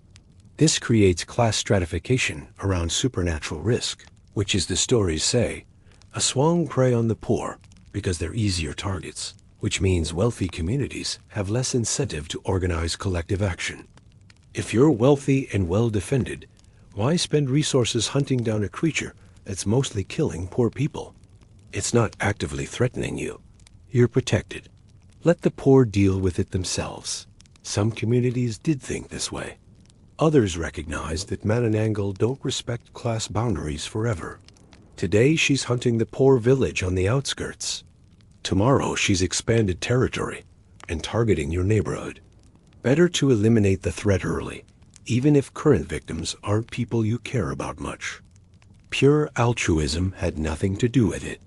Enlightened self-interest drove cooperation. We defend everyone because that's how we defend ourselves. The modern economy makes these costs less obvious. People buy garlic at supermarkets. Salt is cheap. Lights run on electricity that's already paid for.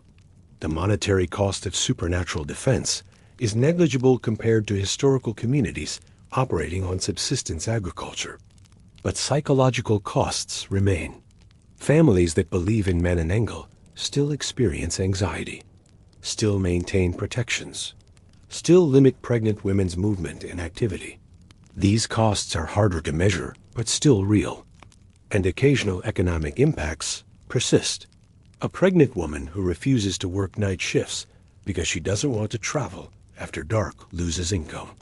A family that insists on expensive traditional protections alongside modern medical care pays double. An entire community that panics over rumored sightings, causing pregnant women to avoid markets and disrupting commerce, experiences measurable economic disruption. The rational response is, these beliefs are false. Abandon them. Save the money and stress. But rationality doesn't change what people actually believe and do. The costs remain as long as the beliefs persist. Let's talk about regional variations in how communities handle Manananggal threats. Because the Philippines is a large country with diverse cultures and approaches. Capiz Province, the epicenter, developed elaborate protection systems. Every household with a pregnant woman maintains full defenses. Community meetings regularly address supernatural threats. Children learn Manananggal recognition early. It's integrated into normal life, not hysteria, just routine vigilance. This normalized approach has advantages. Everyone knows what to do. No one panics because threat response is automatic. Visitors from other provinces notice how casually Capiz residents discuss aswang sightings. Oh yes, heard the tik-tik last night, reinforced the garlic, everything's fine. It also has disadvantages. Constant vigilance is exhausting. Communities that treat supernatural threats as routine might become desensitized, missing warning signs because they're so used to them. Or they might see threats everywhere. False alarms creating chronic stress with no actual danger. Urban areas like Manila approach it differently. Most educated Manila residents dismiss Manananggal as provincial superstition, rural folk belief that doesn't translate to cities. But Filipino communities within Manila, especially those with provincial roots, maintain some traditions. Garlic over doorways. Pregnant women avoiding specific areas. Stories passed down, but with less conviction than in home provinces. This creates interesting dynamics. Young urban Filipinos who grew up hearing grandparents' stories but don't personally believe. They're skeptical, but they also hedge bets. Maybe hang garlic, just in case. The cognitive dissonance is obvious. I don't believe this, but what if I'm wrong? Rural areas outside Capiz have varying responses. Some communities have strong belief and elaborate defenses. Others treat it as folk tradition, respected, maintained, but not necessarily believed literally. Like saying, bless you, after someone sneezes. You do it because that's custom, not because you think demons are about to possess them. Coastal communities sometimes merge Manananggal beliefs with other sea-related folklore. She becomes associated with particular coastal landmarks, specific beaches, maritime disasters. The core legend remains, but adapts to local geography and concerns. Mountain communities in Cordillera regions might blend Manananggal elements with their own traditional spirits and monsters, creating hybrid creatures that aren't quite standard Manananggal, but share key characteristics. The body separation remains. The feeding method remains. But other details shift to match local beliefs. Southern Philippines, particularly Muslim-majority areas, handle it differently. Islamic theology doesn't accommodate Manananggal neatly, but pre-Islamic beliefs persist underneath. Communities might describe similar creatures using different names, with Islamic protective measures, Quranic verses, prayers rather than Catholic ones, but the core concept remains recognizable. These regional variations mean there's no single correct response to Manananggal. What works in Capiz might not work in Manila. What's appropriate for coastal communities doesn't necessarily transfer to mountains. The folklore adapts to local conditions, which is how it has survived for centuries. Now, let's discuss modern encounters and how contemporary Filipinos handle these claims, because Manananggal sightings didn't stop when smartphones were invented. As recently as 2023, schools in Cebu region sent students home early after reported Manananggal sightings. Local authorities issued statements. Social media amplified the panic. For days, the story dominated local news. Rational explanations emerged quickly. Large fruit bat mistaken for Manananggal in poor lighting. Mass hysteria from students primed by recent horror films. Social media hoax that spiraled out of control. Probably one or all of these. But the fact remains, people believed it enough to disrupt normal life. Schools closed, parents kept children home. Pregnant women stayed indoors. Whatever the objective truth, subjective belief created measurable social impact. This pattern repeats. Alleged sighting, panic, authorities issuing calming statements, rational explanations. Life eventually returns to normal. But during the panic, the old protections come back. Garlic sales spike. Churches see increased attendance. Traditional healers get consulted. Modernity vanishes, replaced by ancestral fear. Modern technology changes some dynamics. Cell phone videos capture alleged sightings, though quality is always terrible. Dark, blurry, inconclusive. Social media spreads rumors faster than traditional gossip networks ever could. But it also spreads debunking information, rational analysis, comparative photos of fruit bats that explain the sightings. The internet provides access to folklore databases, academic studies of Manananggal beliefs, international comparisons to similar legends worldwide. Young Filipinos can read scholarly articles explaining Manananggal as cultural metaphor for colonial trauma and maternal anxiety. Education undermines literal belief. But education doesn't eliminate fear completely, because humans are not purely rational beings. We know statistically that plane crashes are rare, but some people still fear flying. We know lightning strikes are unlikely, but we still go inside during storms. Knowing something intellectually doesn't stop emotional response. Similarly, young educated Filipinos might intellectually dismiss Manananggal while still feeling uncomfortable near open windows at night if they're pregnant or if they heard a strange noise. The old programming runs deep. Centuries of cultural transmission don't vanish because you read a Wikipedia article. Some modern Filipinos actively try to preserve Manananggal folklore through art, film, literature. Not as literal belief, but as cultural heritage. This is part of who we are as Filipinos. These stories matter even if we don't believe them factually. This creates interesting tension. Preservation efforts keep the legends alive and circulating. New generations encounter Manananggal through movies and books. But the framing is different. Entertainment and education, rather than warning and protection. The story survives, but its social function changes. Whether this transformation from lived belief to cultural artifact represents loss or evolution depends on perspective. Cultural preservationists might celebrate that the legend survives it all. Traditional believers might mourn that it's been reduced to entertainment. Both are probably right. Let's talk about what happens when someone claims to be a Manananggal voluntarily, because this occasionally occurs, and the responses reveal community dynamics. In 2019, a woman in Iloilo province announced she was a Manananggal and wanted help curing herself. She claimed she'd inherited the condition from her grandmother, had been hunting for years, felt guilty, wanted it to stop. Community reaction was mixed. Some believed her and sought traditional healers to remove the curse. Others thought she was mentally ill and needed psychiatric care. Still others suspected hoax or attention-seeking. What's interesting is that no one called for her execution. Despite folklore prescribing death for Manananggal, actual communities facing an alleged real example chose compassion and attempted cure over violence. This reveals something about how folklore functions versus how humans actually behave. Stories say kill the monster. Real humans say help the person.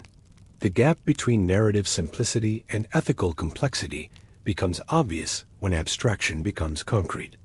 The woman underwent various traditional healing rituals. Whether these worked depends on what you think the problem was. If she was genuinely cursed, maybe the rituals broke the curse. If she was mentally ill, maybe the attention and ritual provided psychological comfort that reduced symptoms. If she was faking, maybe she got bored and stopped. End result. She claimed to be cured. Hunting stopped, at least her hunting. Community accepted this and moved on. No one burned her. No one killed her lower body while separated. Real-world outcomes are messier and more humane than folklore prescribes. Other cases involve confessions extracted under stress or pressure. Someone is accused of being Manananggal. They resist. Community pressure builds. Eventually, to stop the persecution, they confess. Yes, it was me, but I've stopped. I'm reformed. Please leave me alone. These coerced confessions are obviously unreliable, but they serve social functions. Community needed a culprit to blame for pregnancy losses. Now they have one. The accused needed persecution to stop. Confessing and promising reformation achieves that. Everyone gets what they need, even if truth is ambiguous. Occasionally, people falsely confess to being Manananggal for attention, status, or power. I'm a monster. Fear me. This rarely works as intended. Communities either laugh them off as crazy, or, in worse cases, take them seriously and respond with violence. There are documented cases of women beaten or killed because they claimed or were accused of being aswang. Modern legal systems call this murder. Traditional justice systems call it community defense. The conflict between traditional law and national law creates complicated situations where accused Manananggal murderers argue they were protecting their communities using culturally appropriate methods. Courts usually don't accept, but she was a vampire, as legitimate defense. But community sympathy for defendants who killed alleged Manananggal can be substantial. Juries might refuse to convict despite clear evidence. Judges might impose minimal sentences despite legal guidelines. This creates strange scenarios where everyone involved knows the accused killed someone, admits she was human, but still frames it as justified supernatural defense. Legal system and traditional belief system crash into each other, and outcomes depend on which framework dominates. Now let's talk about children's relationship with Manananggal stories, because how these legends are taught to young people matters for understanding their persistence. Filipino children grow up hearing Manananggal stories as warnings. Don't go outside at night. Stay away from strangers. Listen when adults tell you something. The Manananggal becomes the consequence for disobedience. Misbehave, and the monster gets you. This is standard folklore function. Cautionary tales encouraging desired behaviors. But it also creates genuine fear. Children have nightmares, refuse to sleep alone, panic at unfamiliar sounds. The line between useful caution and harmful anxiety is thin. Some parents calibrate carefully. Tell the stories, but frame them as old beliefs, or what your Lola says. Create distance. The child learns cultural heritage without necessarily adopting literal belief. Modern parenting, trying to balance tradition with rationality. Other parents tell the stories straight. The Manananggal is real. She hunts at night. This is why we hang garlic. This is why you don't open windows after dark. No hedging. No skepticism. Full belief transmitted to the next generation. Children raised with full belief often become believers themselves. They experience the world through that framework. Strange sounds are potential Manananggal. Unexplained events get interpreted through supernatural lens. The belief becomes self-reinforcing. You see what you expect to see. But children also test boundaries. Is the Manananggal really real? What if I open the window? Can we go outside and look for her? The human impulse toward curiosity and challenge works against fear. Some children grow out of the belief through testing and finding nothing. Others have experiences, real or interpreted, that reinforce the fear. School systems complicate this. Modern education emphasizes science, critical thinking, rational analysis. Teachers might directly contradict folklore beliefs parents teach at home. There's no such thing as vampires. These are just stories. This creates cognitive dissonance for children. Parents say one thing. Teachers say another. Who's right? Usually, children defer to whatever source has more authority in their life. If parents are respected, and school is just a thing you have to do, parental teaching wins. If school represents advancement and opportunity, while home represents old superstition, school wins. Filipino children growing up in this environment often develop bifurcated thinking. I know scientifically that Manananggal don't exist, but I still feel nervous near windows at night. Intellectual belief and emotional response don't always align. By adulthood, most educated Filipinos have relegated Manananggal to cultural tradition rather than literal threat. But the childhood programming remains. The fear isn't active most of the time, but it's there, dormant, ready to resurface under the right conditions. Which is why adult Filipinos can simultaneously mock Manananggal belief and hang garlic when they're pregnant. The contradiction doesn't bother them. Both things are true. It's silly superstition, and also, you should probably hang the garlic just in case. Let's discuss academic and anthropological study of Manananggal folklore, because scholars have analyzed these legends extensively. Anthropologists view Manananggal legends through various frameworks. Cultural adaptation to pre-colonial beliefs. Colonial trauma manifesting as supernatural threat. Gender dynamics and anxiety about female power. Medical explanations for pregnancy complications. Social control mechanisms. All of these interpretations have evidence supporting them. The colonial trauma reading is particularly compelling. Spanish conquest violated Philippine culture, much like Manananggal violates pregnant women. Both invasions target the future. Unborn children represent next generation that Spanish sought to control through religious conversion and cultural erasure. Manananggal becomes metaphor for colonial violence, coded as supernatural threat. Gender analysis focuses on how the legend portrays female power as monstrous. Women who transform become predatory. Women who separate from their lower bodies reject traditional femininity and motherhood. The message is clear. Women who seek independence or power become threats. Stay in your role or become a monster. But feminist scholars also note the legend gives women agency, even if monstrous. Manananggal has power, flies, hunts, operates independently. She's terrifying precisely because she's powerful and autonomous. The legend simultaneously condemns and envisions female power. Medical anthropologists examine how Manananggal beliefs intersect with pregnancy complications. In areas with limited prenatal care, high rates of malnutrition, and poor medical infrastructure, pregnancy failures are sadly common. Manananggal provides explanatory framework that makes random tragedy comprehensible. It's not bad luck or poverty. It's supernatural predation. This explanation offers comfort through comprehensibility. You can understand why it happened, even if you couldn't prevent it, and it offers action pathways. Next time, maintain better protections. Unlike socioeconomic problems that are intractable for individual families, supernatural problems have folk solutions. Folklorists study how the legend spreads and mutates. They trace versions across regions, identifying core elements that remain constant versus details that vary.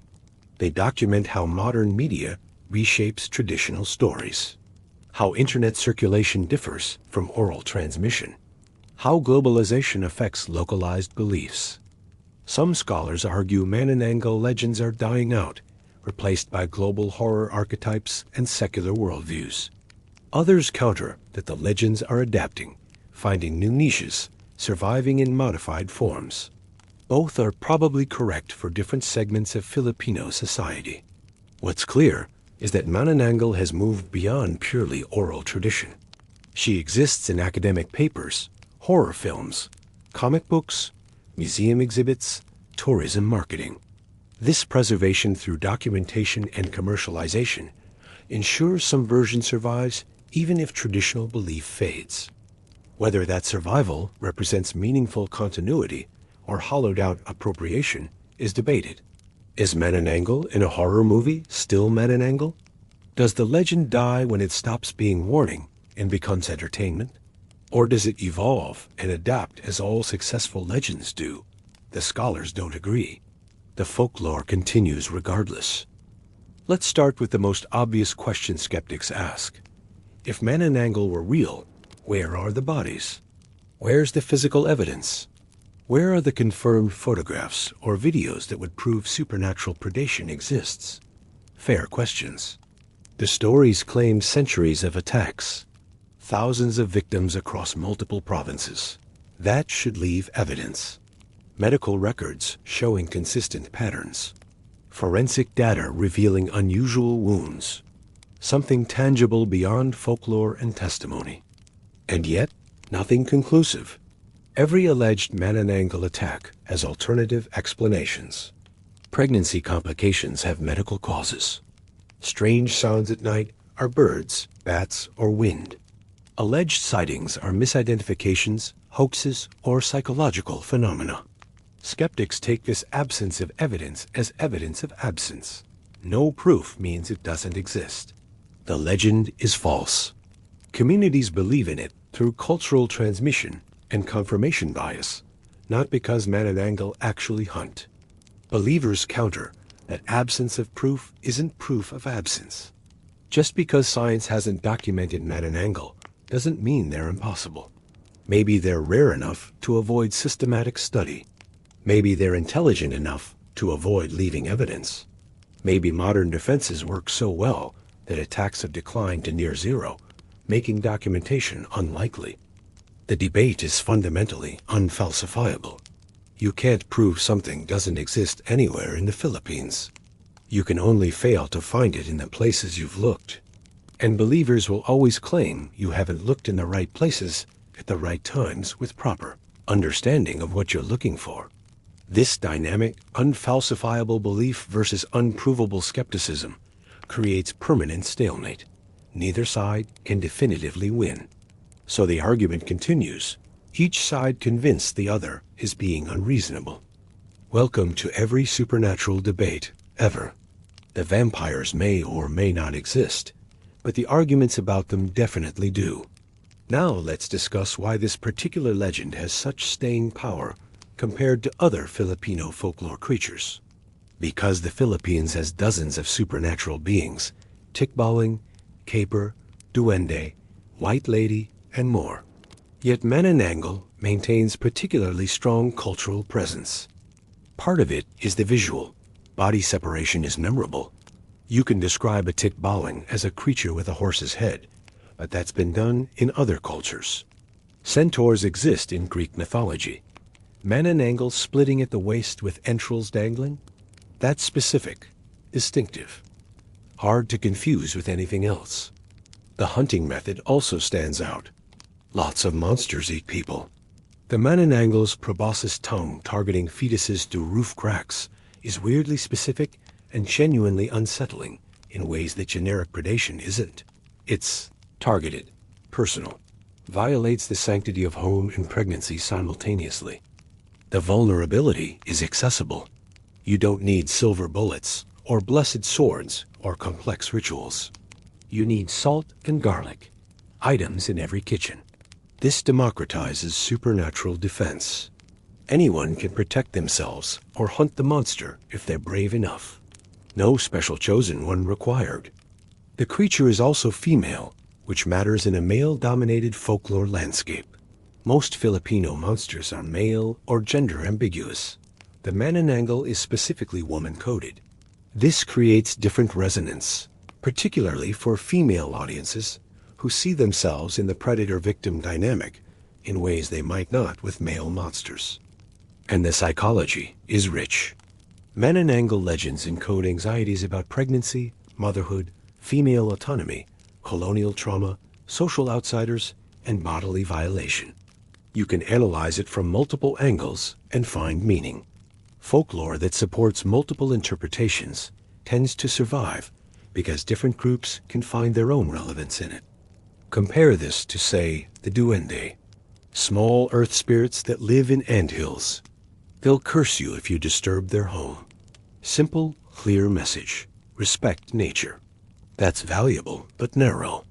The Manananggal carries more symbolic weight which gives it more cultural utility. She's also adaptable to modern context. The duende works great in rural agricultural settings. Cities don't have many anthills, but the Manananggal? She can exist anywhere. Urban legends place her in Manila high-rises. She just needs access to pregnant women, which exist everywhere. This adaptability means the legend survives urbanization, where other rural-specific folklore fades.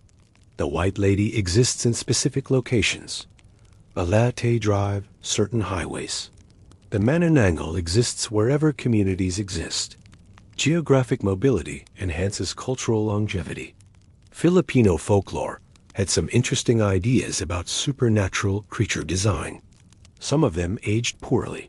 The Manananggal aged like fine wine, or fine tuba, whichever ferments better over centuries. Let's talk about the role of film and media in shaping modern Manananggal perception. Because the creature's appearance in popular culture significantly changed how people understand her. The first Filipino horror film was literally titled Manananggal in 1927. Silent film starring Mary Walter. Plot details are lost, but it established the creature as worthy of cinematic treatment. This set a precedent. Manananggal as entertainment, not just oral tradition.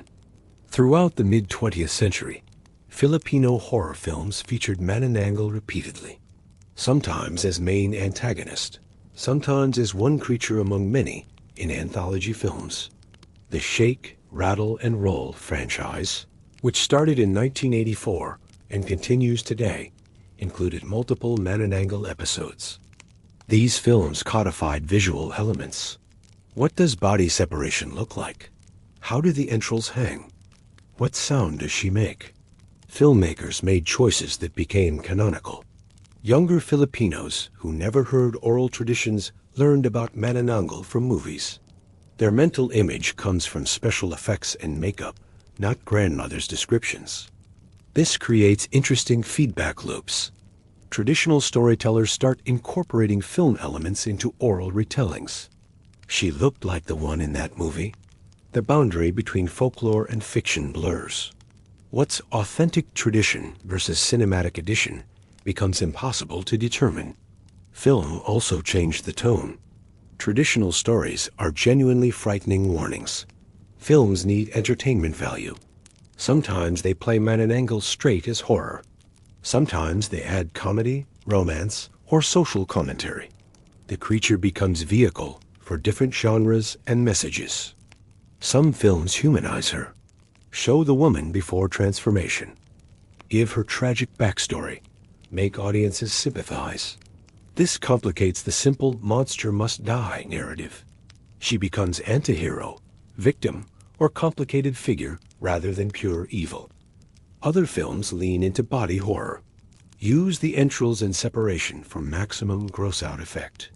These are the stories that traumatize children who saw them too young. The creature becomes nightmare fuel through visual representation more graphic than imagination provides. Television continued this trend. Philippine TV horror shows feature Manananggal regularly. News programs do segments about folklore. Reality shows investigate alleged haunted locations.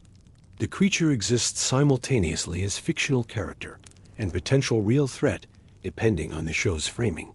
Social media accelerated everything. TikTok has countless Manananggal videos, some educational, explaining folklore, some humorous, mocking the legend, some supposedly documenting real encounters with shaky footage of something in the dark that might be a fruit bat or might be worse. Young Filipinos encounter Manananggal primarily through screens now, watching horror films, scrolling TikTok, playing video games that include Filipino folklore creatures. This mediated experience is qualitatively different from hearing your grandmother's warning, while genuinely believing you might die if you disobey. Media literacy adds another layer. Modern audiences understand narrative construction. They recognize that horror movies use Manananggal for entertainment profit. This critical awareness reduces literal belief while maintaining cultural engagement. The result? Manananggal is more famous now than ever, appearing in more media consumed by more people, while also being believed less literally by those same audiences. She's achieved immortality through cultural proliferation at the cost of diminished belief. Whether that's a good trade-off depends on what you value, tradition or evolution. Now let's discuss comparative folklore, because body-separating vampires exist in other Southeast Asian cultures with fascinating similarities and differences.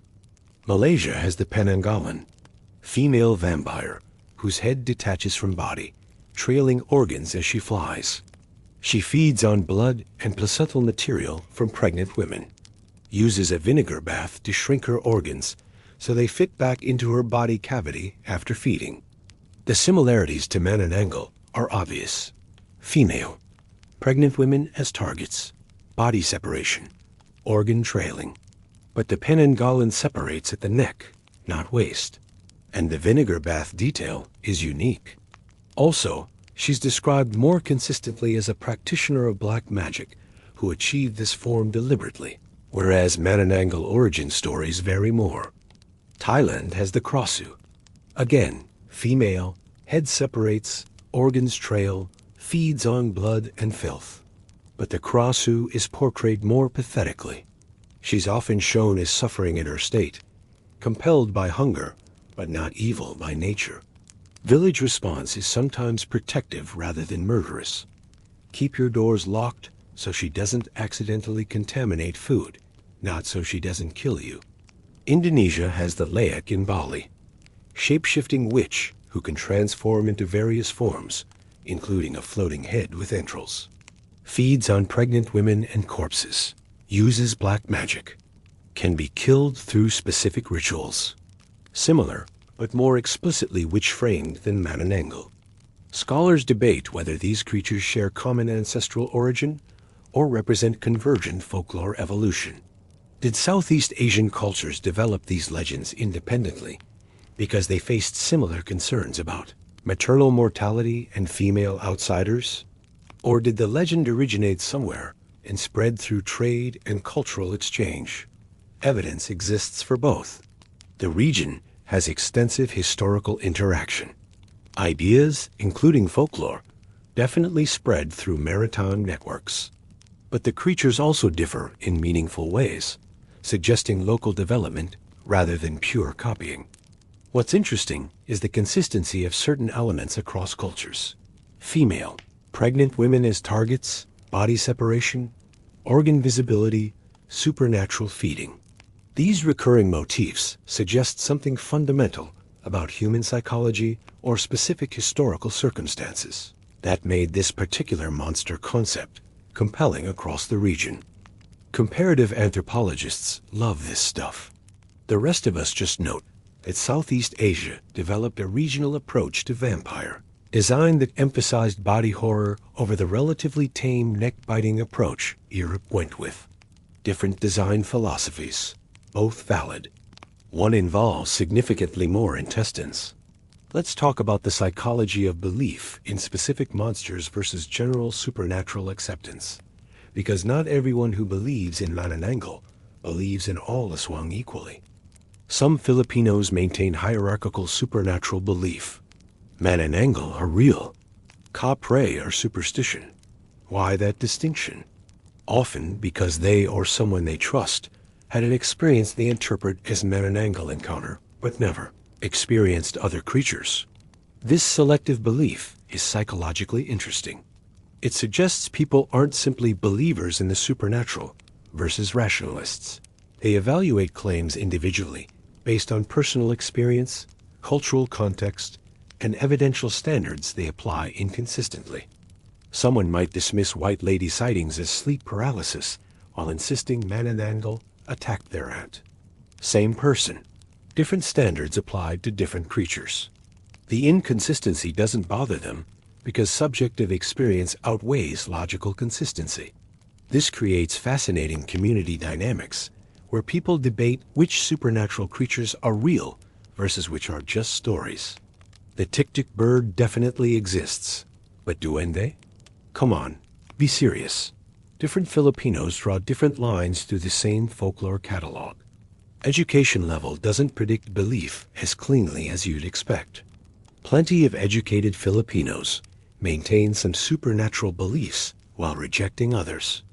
A doctor who understands pregnancy complications might still hang garlic, just in case. Engineers who design buildings might consult feng shui and avoid disturbing suspected aswang habitats. Cognitive compartmentalization is human specialty. This bothers rationalists who want consistent worldviews. If you accept science, you must reject all supernatural beliefs. But humans don't work that way. We hold contradictory beliefs comfortably. We know smoking causes cancer, while assuming it won't affect us personally. We understand statistics while feeling lucky numbers exist. We're contradiction engines wrapped in questionable justification. Filipino supernatural belief exists within this messy human reality. Pure belief and pure skepticism are rare. Most people occupy middle ground, accepting some elements, rejecting others, hedging bets on the uncertain cases. You might dismiss most folklore, but still avoid sleeping near open windows if pregnant. Not because you fully believe, because why risk it? This pragmatic approach frustrates both true believers and complete skeptics. Believers want commitment. Skeptics want rational consistency. The middle ground people just want to not die in the night. And if hanging garlic helps achieve that, they're hanging garlic regardless of epistemological coherence.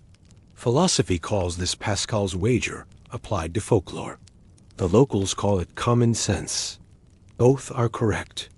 Now let's discuss what happens when Manananggal belief intersects with mental health issues. Because this intersection creates tragic situations that reveal limitations in both traditional and modern approaches. A woman experiences postpartum psychosis. She has delusions that something is feeding on her baby. In communities with strong Manananggal belief, this gets interpreted through that framework. She was attacked by Manananggal. The actual problem, severe mental illness requiring immediate medical intervention, gets obscured by supernatural explanation. Traditional healers might perform rituals to cleanse the house or protect the family. These don't address the underlying psychiatric emergency. The woman doesn't receive proper treatment. Her condition worsens. In worst cases, she harms herself or her child while in psychotic state. Modern medical professionals understand this as psychiatric crisis requiring medication and therapy. But if the community frames it as supernatural problem, they might resist medical intervention. This isn't mental illness. It's a swang attack. Trust in traditional explanations prevents access to effective treatment. The reverse also happens. Someone reports Manananggal attack. Medical professionals dismiss it as delusion or fabrication without examining the actual experiences. They miss underlying issues, trauma, anxiety, cultural distress, because they're too quick to label traditional beliefs as pathology. The middle ground is cultural competency in healthcare. Providers who understand how patients frame experiences through cultural lens respond appropriately without dismissing either the cultural framework or the medical reality. You believe Manananggal attacked you. Let's address what that means for you, while also ensuring you and your baby are physically healthy. This requires humility from both sides. Medical professionals admitting that Western psychiatric frameworks aren't culturally universal. Traditional communities acknowledging that some problems require modern medicine, regardless of their supernatural interpretation. The failure mode is tragic. Mentally ill people die or suffer unnecessarily because supernatural explanation prevented treatment, or because medical dismissal of cultural beliefs destroyed therapeutic relationship. Neither pure traditional approach nor pure modern approach handles this well. Traditional methods can't treat biochemical psychiatric conditions. Modern medicine delivered without cultural sensitivity doesn't work either. The solution requires integration, which is harder than either pure approach alone. Similar issues arise with other conditions. Sleep paralysis interpreted as Manananggal encounter. Night terrors in children explained as a swang harassment. Pregnancy complications attributed to supernatural attack when medical intervention could have helped.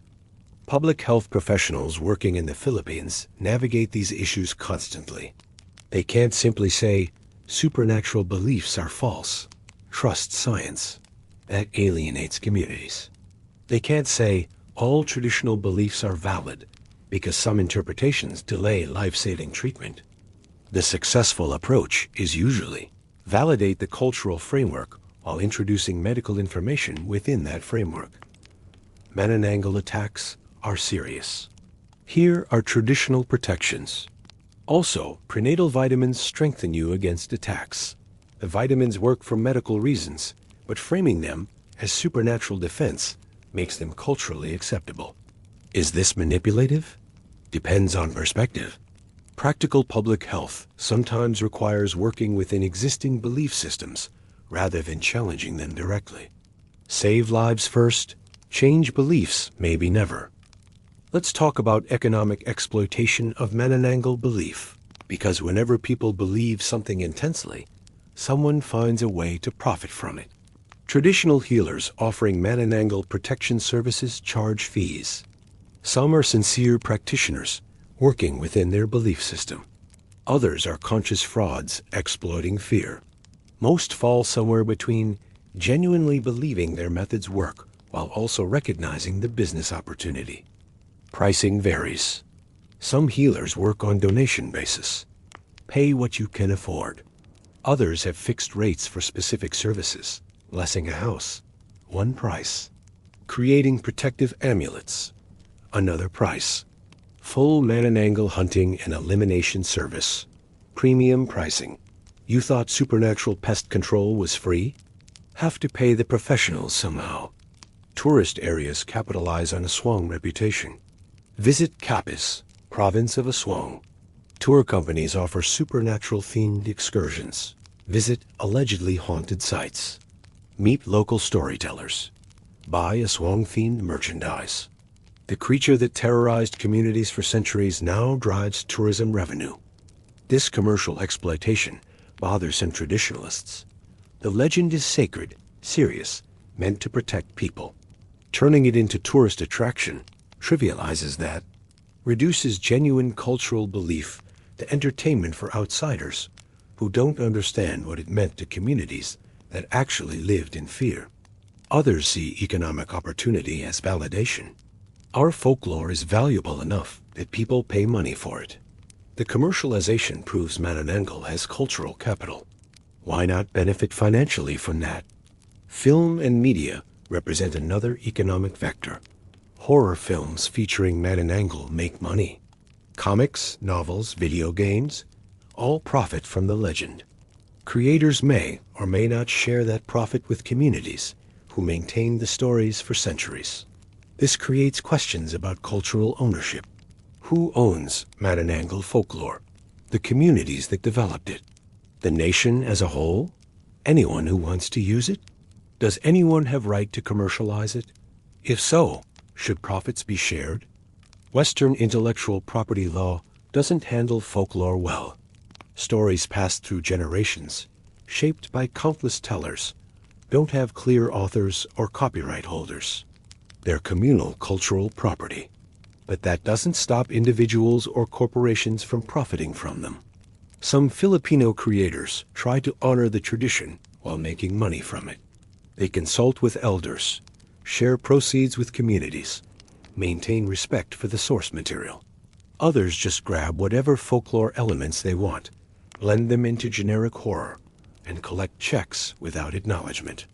The traditional communities, meanwhile, mostly don't benefit from commercial exploitation of their legends. A filmmaker makes millions from Manananggal movie. The village elders who kept that story alive for generations see nothing. Whether that's problematic depends on your views about cultural ownership and economic justice. The market has spoken. The market said, we'll buy Manananggal content. Whether communities had any say in that transaction is a different question. Now let's discuss what would actually happen if someone produced definitive proof of Manananggal existence. Because believers always say they want proof, but the consequences would be complicated. Scenario: High-quality video shows a woman's torso separating, wings sprouting, entrails trailing, flying over a village.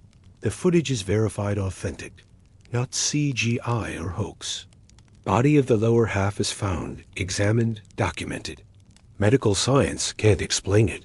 The Manananggal is real. First response: panic. Not just in the Philippines. Globally. If one folklore creature is confirmed real, what else might be? Vampires? Werewolves?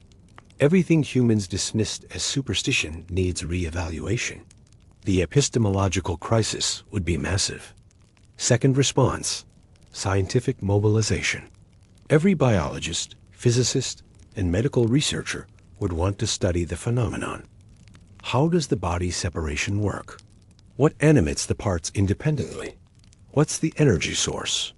This violates everything we know about biology. Understanding it could revolutionize science. Alternatively, we might discover our understanding of reality is fundamentally incomplete. Third response: military interest. If a creature can separate its body, fly, and survive independently, that has applications. Defense departments worldwide would want to study, weaponize, or defend against it. The Manananggal becomes classified information. Research goes black. Public knowledge limited to what governments decide to release. Fourth response: religious reinterpretation. If supernatural creatures exist, what does that mean for religious cosmology? Are these demons? Are they explained by divine infernal frameworks? Religious authorities would scramble to integrate new information into existing theology or explain why their theology didn't predict this. Fifth response: social upheaval in the Philippines.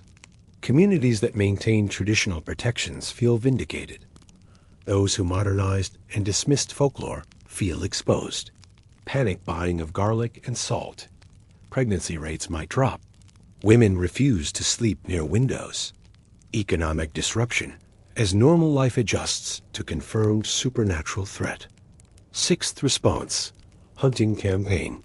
If Manananggal are real and dangerous, they need to be eliminated. Organized hunts. Government-sanctioned extermination programs. Military deployed to protect pregnant women. The creatures face potential extinction within years as human technology, organization, and motivated self-preservation mobilize against them. This assumes governments choose open acknowledgement. More likely, they'd classify everything, deny the evidence, call it hoax despite verification, secretly study the phenomenon while publicly maintaining that supernatural creatures don't exist. Keep population calm by lying about reality. Governments do this constantly with less important information. They definitely do it for literal vampires. So proof probably wouldn't settle anything. It would create new debates. Why are governments hiding this? What else are they hiding? The believers would feel vindicated, but frustrated by lack of official acknowledgement. Skeptics would claim government conspiracy to fake evidence. The argument continues, just at a different level. And the Manananggal, meanwhile, would probably go into hiding. Being confirmed real makes you a target. Better to remain folklore. Plausible deniability works better than documented existence. The monkey's paw lesson. Be careful what you wish for. You want proof? Here's proof. Now deal with the geopolitical, scientific, religious, and social chaos that follows. Still want that evidence? Or prefer the comfortable uncertainty? Let's discuss the gender dynamics of Manananggal folklore more deeply, because this legend does interesting things with femininity, power, and monstrosity. The Manananggal is explicitly female in almost all versions. Male variants exist in rare accounts, but the cultural understanding is, this is a woman monster. That's significant in folklore, where most monsters are male or neutral. She's also often described as beautiful during the day. The monster hides behind attractive femininity.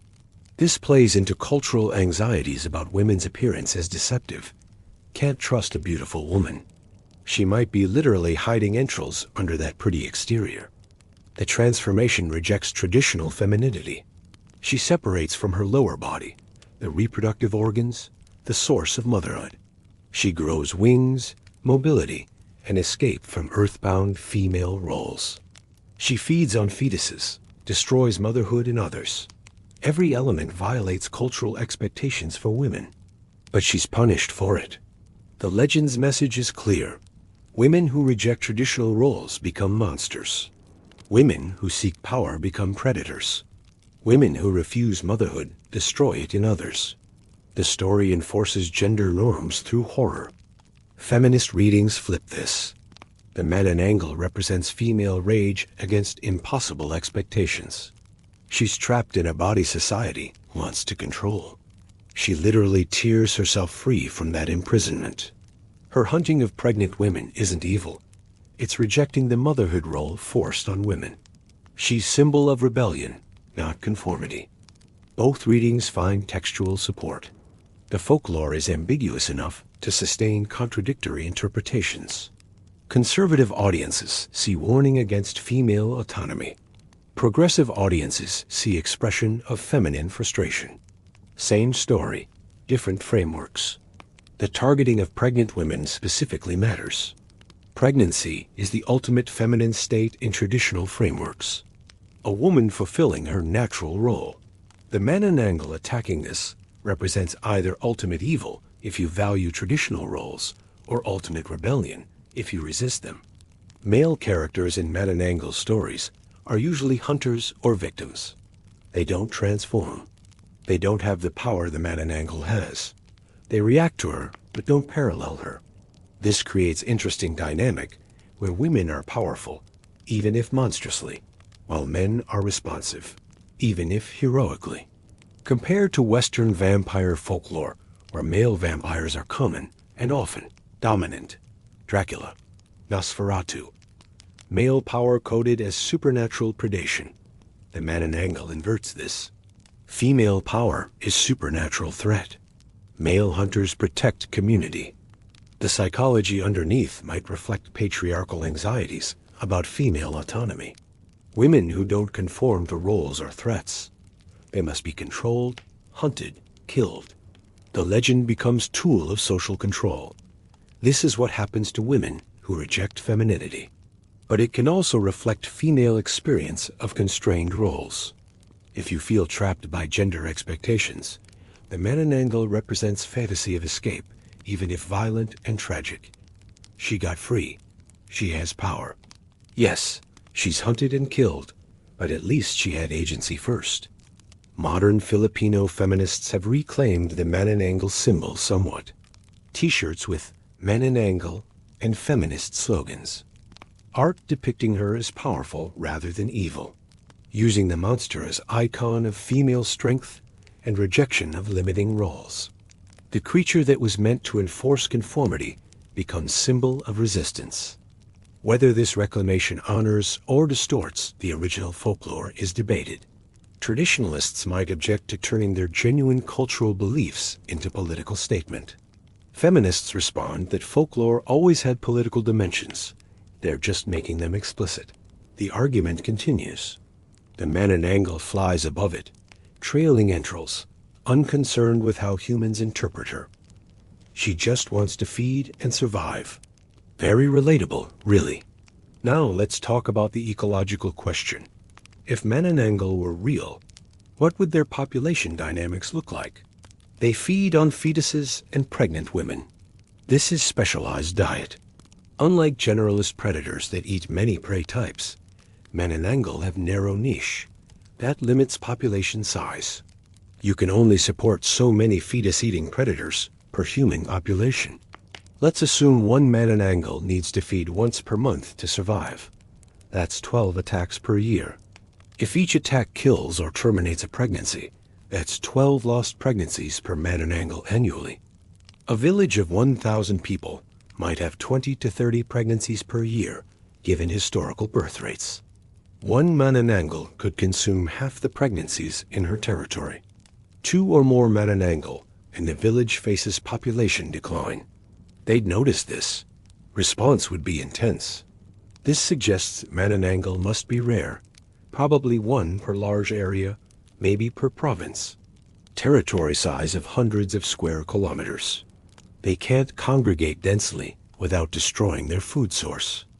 Compared to Western vampires, who can feed on general population, much more sustainable.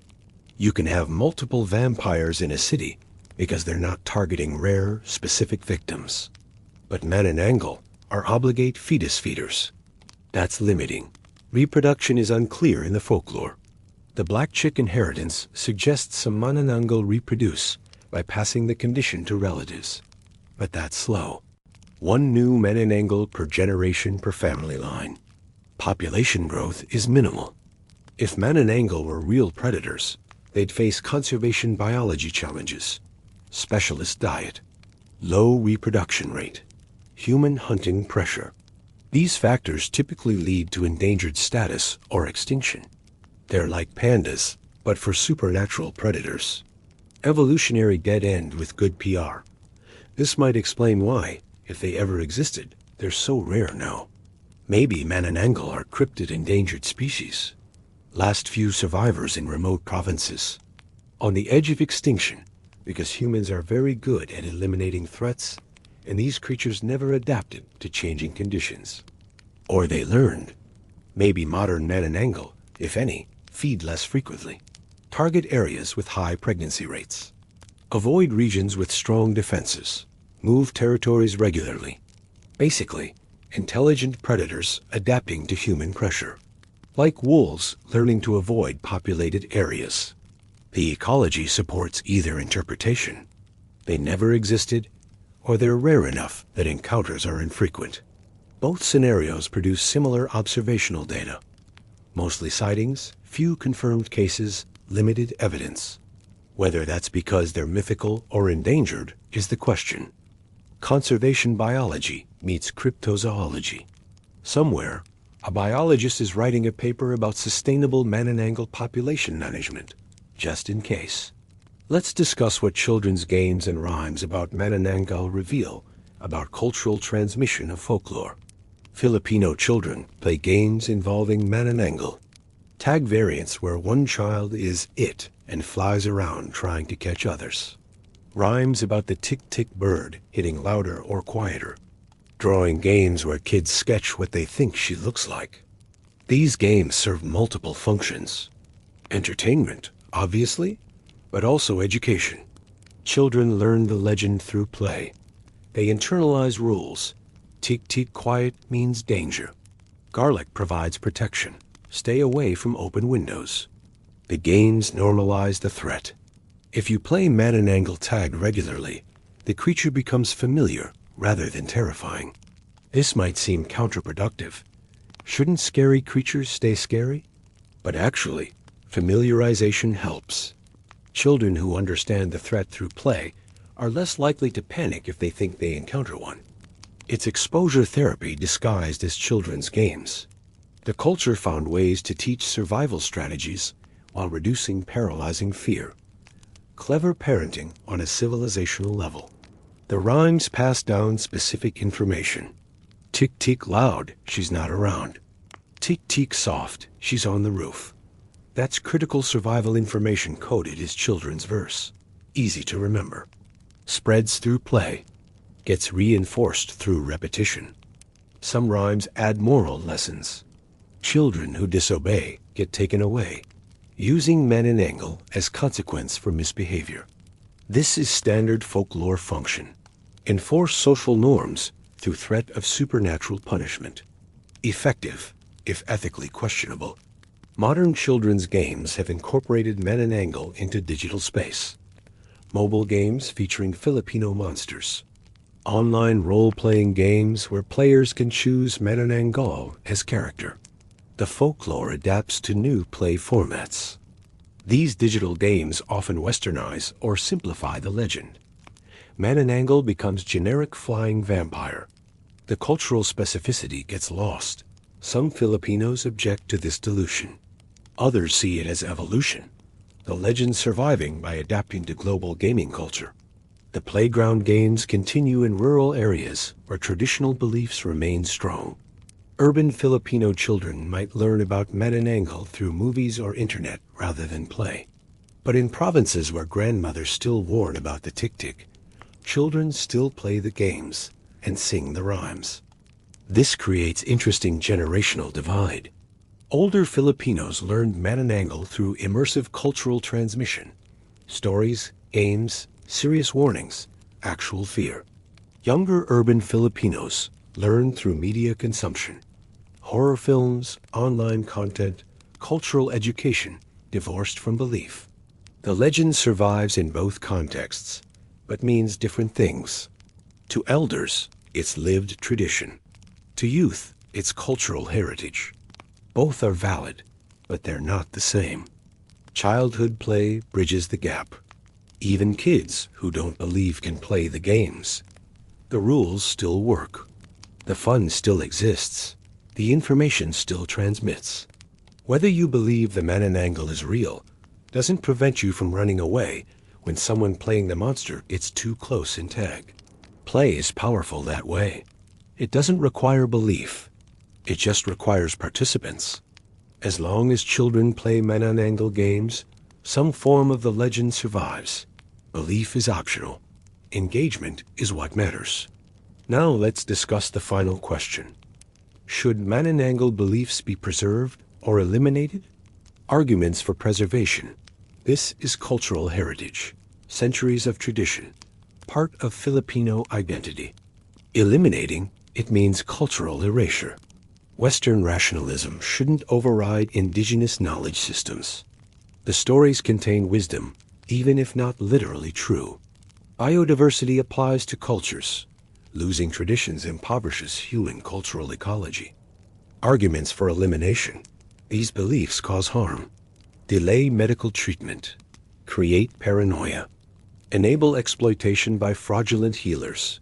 Reinforce harmful gender norms. Modern Filipinos deserve accurate information about pregnancy complications and health, not supernatural explanations that obscure real problems. Progress requires leaving superstition behind.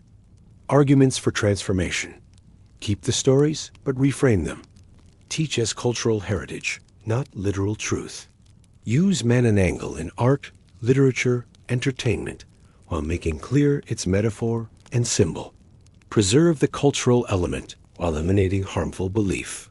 This is what most modern societies do with their folklore. Each position has merit. Cultural preservation advocates are right that unique traditions have value. Rationalists are right that false beliefs sometimes cause tangible harm. Transformers are right that stories can survive belief changes.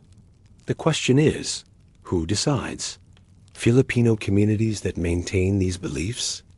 National government promoting modernization?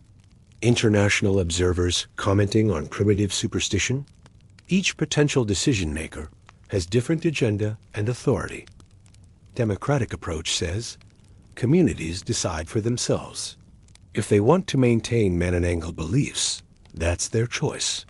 If they want to abandon them, also their choice. Outside observers can offer information, but shouldn't force change. Public health approach says, when beliefs cause measurable harm, delayed medical treatment, unnecessary deaths, intervention is justified. This is the same argument for mandatory vaccination despite religious objections. Individual or community belief doesn't override public health necessity. The tension between respecting cultural autonomy and preventing harm is unresolvable in principle. In practice, what happens is gradual change driven by education, urbanization, and media exposure. Beliefs fade naturally as conditions change. No one needs to eliminate them officially. They just become less relevant and less believed with each generation. This satisfies no one. Preservationists watch traditions die despite wanting to save them. Rationalists think change is too slow. Transformers see both preservation and elimination efforts failing to shape outcomes. The natural process of cultural evolution proceeds regardless of anyone's preferences. The Manananggal legend is changing right now. In 50 years, it will be different than today. In 100 years, perhaps unrecognizable. Whether that's loss or growth depends on values. From the legend's perspective, if folklore can have perspective, survival in any form is success. Better to be Halloween costume than forgotten completely. Let's end with the question we started with. Is the Manananggal real? After exploring the legend from every angle, the answer is still, depends on what you mean by real. If you mean, do actual women split their bodies in half, grow bat wings, and feed on fetuses using proboscis tongues? Almost certainly not. The biology doesn't work. The physics doesn't work. The evidence doesn't exist. Rational conclusion. No, literal Manananggal don't exist. If you mean, do people experience something they interpret as Manananggal encounters? Yes, obviously. Thousands of accounts across centuries. Sleep paralysis, strange sounds, pregnancy complications, misidentified animals, mass hysteria, hoaxes, genuine confusion. Something is happening, even if the interpretation is wrong.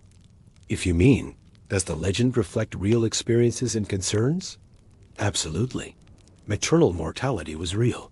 Pregnancy loss was common. Fear of outsiders existed. Anxiety about female autonomy persists. The Manananggal encodes actual psychological and social dynamics, even if the literal creature is metaphor. If you mean, does belief in Manananggal have real effects? Yes. People change behavior based on this belief. Hang garlic. Avoid windows. Maintain vigilance. Experience fear. Make accusations. Kill suspected Manananggal.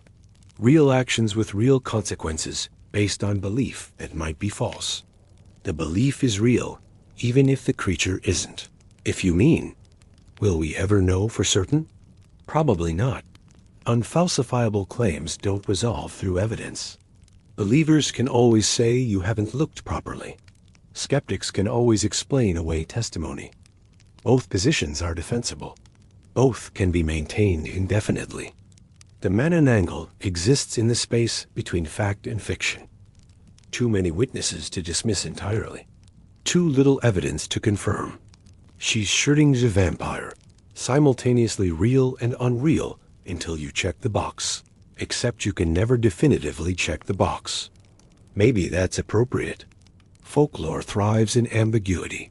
Clear answers kill mystery. The Manananggal is compelling precisely because you don't know for sure. The uncertainty creates space for belief, doubt, fear, and fascination all at once. So is she real? Your call. The evidence is what it is. The traditions are what they are. The experiences are what they are. You can believe, doubt, or remain uncertain. All three positions are rationally defensible given available information. What's certain is this: the legend exists. It influences behavior. It encodes cultural wisdom and fear. It adapts to new contexts. It survives despite modernization. Whatever the ontological status of the creature herself, the story is real and powerful. And somewhere in the Philippines right now, a pregnant woman is checking the garlic hanging over her window before going to sleep. Maybe she believes. Maybe she's just being cautious. Maybe she's honoring tradition without conviction. Maybe she knows something the skeptics don't. She'll close that window. She'll keep the salt nearby. She'll sleep better knowing she's protected, whether the threat is real or imagined. Tomorrow, she'll silly. Tonight, she's safe.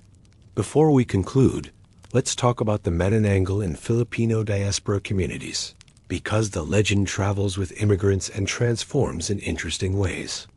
Filipino communities in the United States, Canada, Middle East, and elsewhere maintain cultural connections to home. This includes folklore. First-generation immigrants tell their children about Manananggal. Second-generation kids grow up hearing stories about creatures from a homeland they might never have visited. But the context changes everything. Manananggal in the Philippines is embedded in lived environment. You're in the actual territory where attacks allegedly occur. Your neighbors believe. Your grandmother warns you seriously. The culture reinforces the belief constantly. Manananggal in suburban California is different. You hear the story at home from parents. Then you go to school where American kids have never heard of proboscis tongue vampires. Your teacher explains pregnancy complications using medical terminology. Halloween features different monsters. The reinforcement structure doesn't exist. This creates identity pressure for diaspora children. The folklore is part of being Filipino, but maintaining belief in it marks you as different in Western context. You either accept being seen as superstitious, or you reject the beliefs and risk being seen as disconnected from heritage. Many diaspora Filipinos split the difference. They don't literally believe in Manananggal, but they maintain cultural engagement with the stories. They watch Filipino horror films featuring aswang. They joke about Manananggal with other Filipino friends. They teach their own children the legends as cultural heritage, not warnings. This transforms the folklore from protective practice to identity marker. Knowing about Manananggal proves you're authentically Filipino, even if you live in Toronto. It's cultural literacy, not belief system. The function changes, but transmission continues. Some diaspora communities experience legend revival. Second-generation immigrants who grew up dismissing folklore have children. Suddenly, they want to reconnect with cultural roots. They research traditional stories they ignored as teenagers.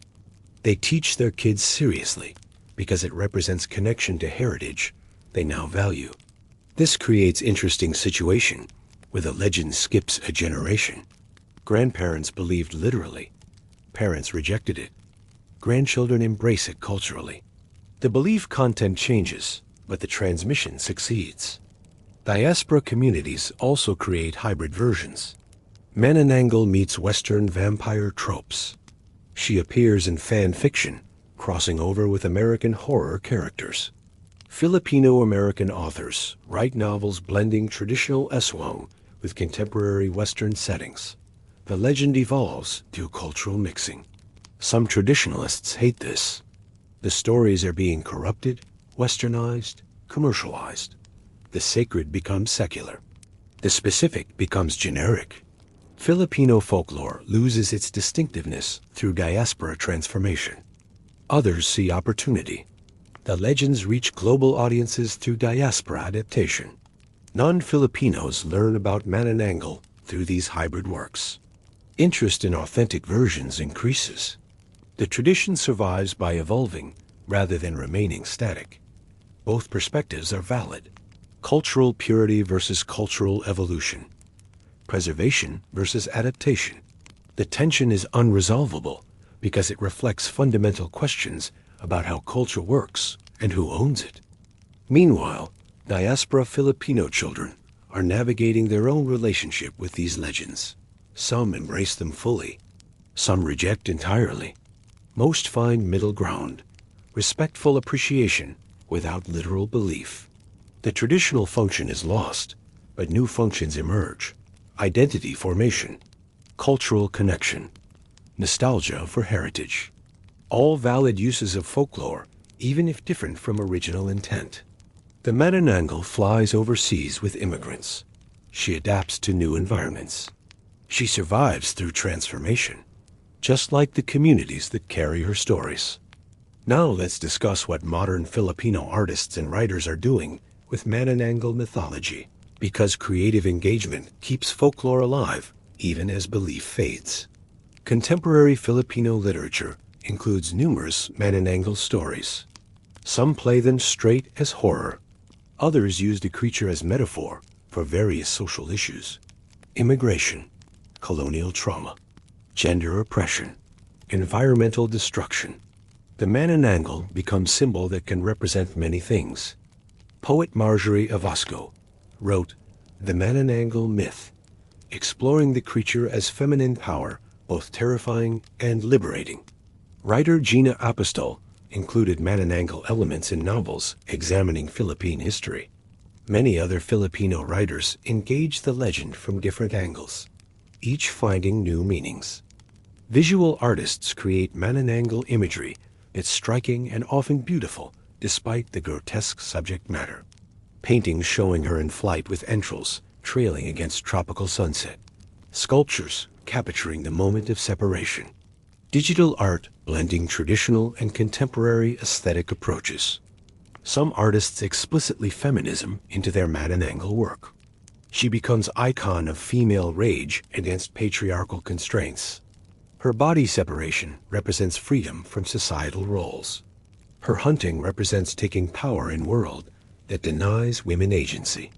This reframes the monster as hero, or at least as understandable antagonist with valid grievances.